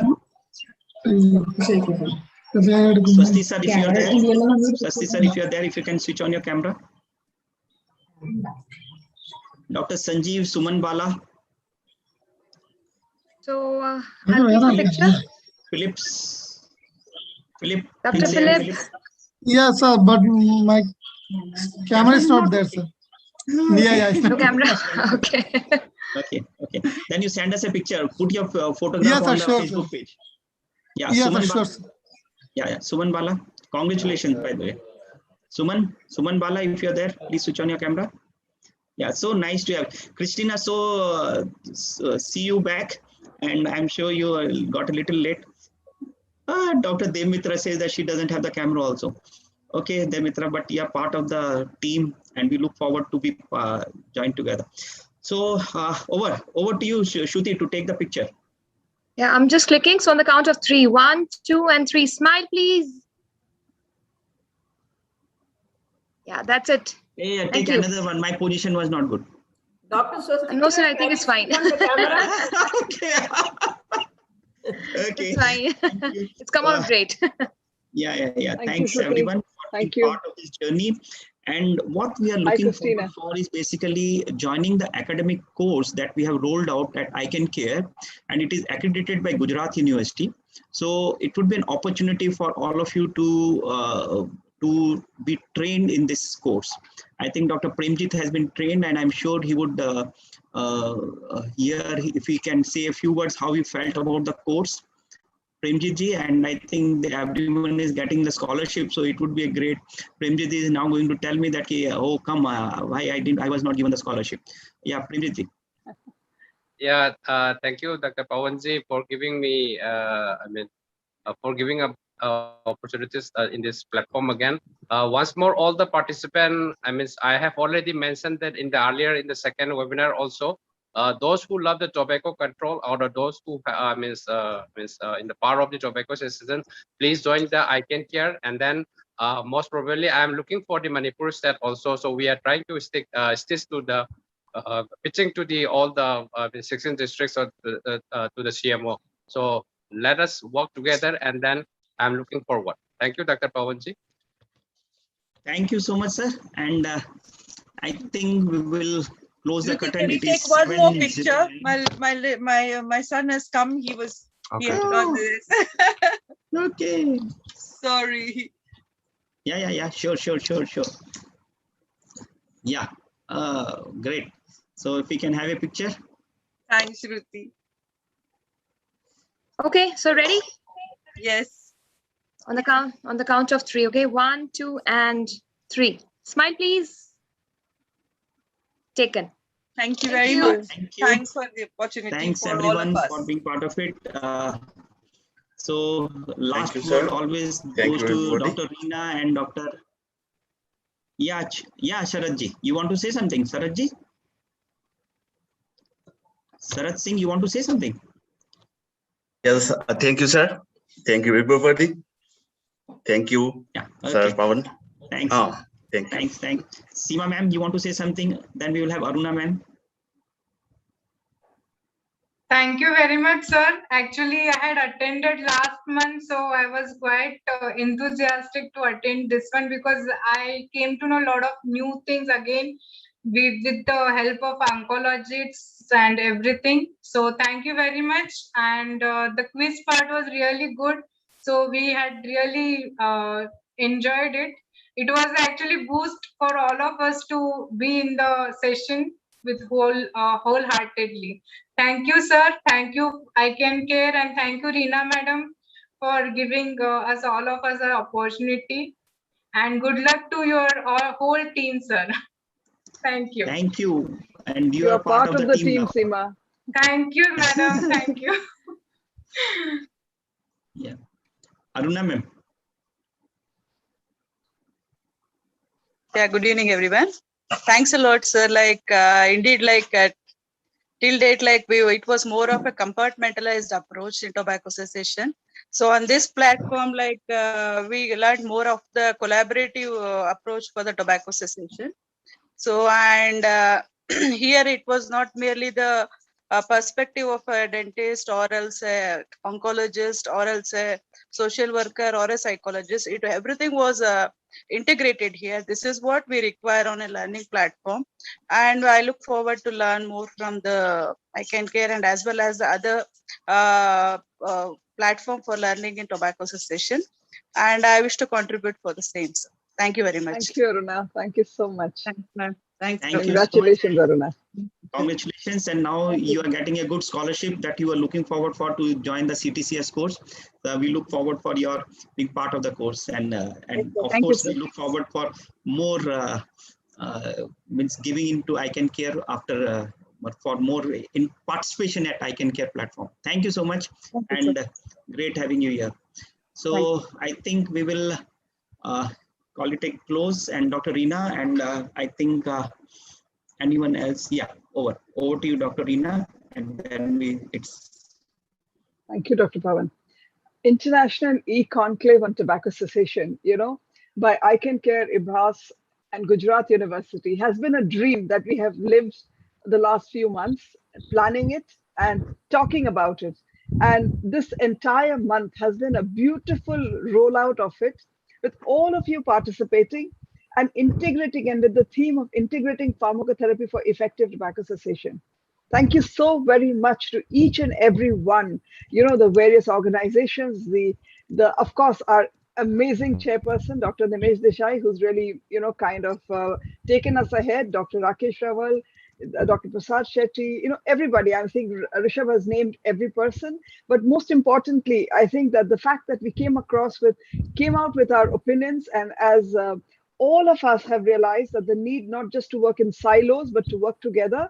And with this, we are hoping that the path is going to get rolled out, and maybe with algorithms, with SOPs, and with various consensus guidelines, which are going to be created out, which was the dream of this, basically to bring tobacco cessation onto a platform where it becomes easier for us to pick up what we have to pick up from that as per what we require. Thank you, Dr. Swasti Charan. Your presence here has been most amazing for us. Dr. Mishra, your really fantastic, and congratulations once again to all the winners, and thank you so much for all our participants who have been here and made it very special for us and always made it very special for us. Thank you so much, and we look forward to more learnings together, collaboratively moving forward and looking at the end game of tobacco someday, soon. Thank you so much. Good night. I think that's the closer of the event, and we look forward for all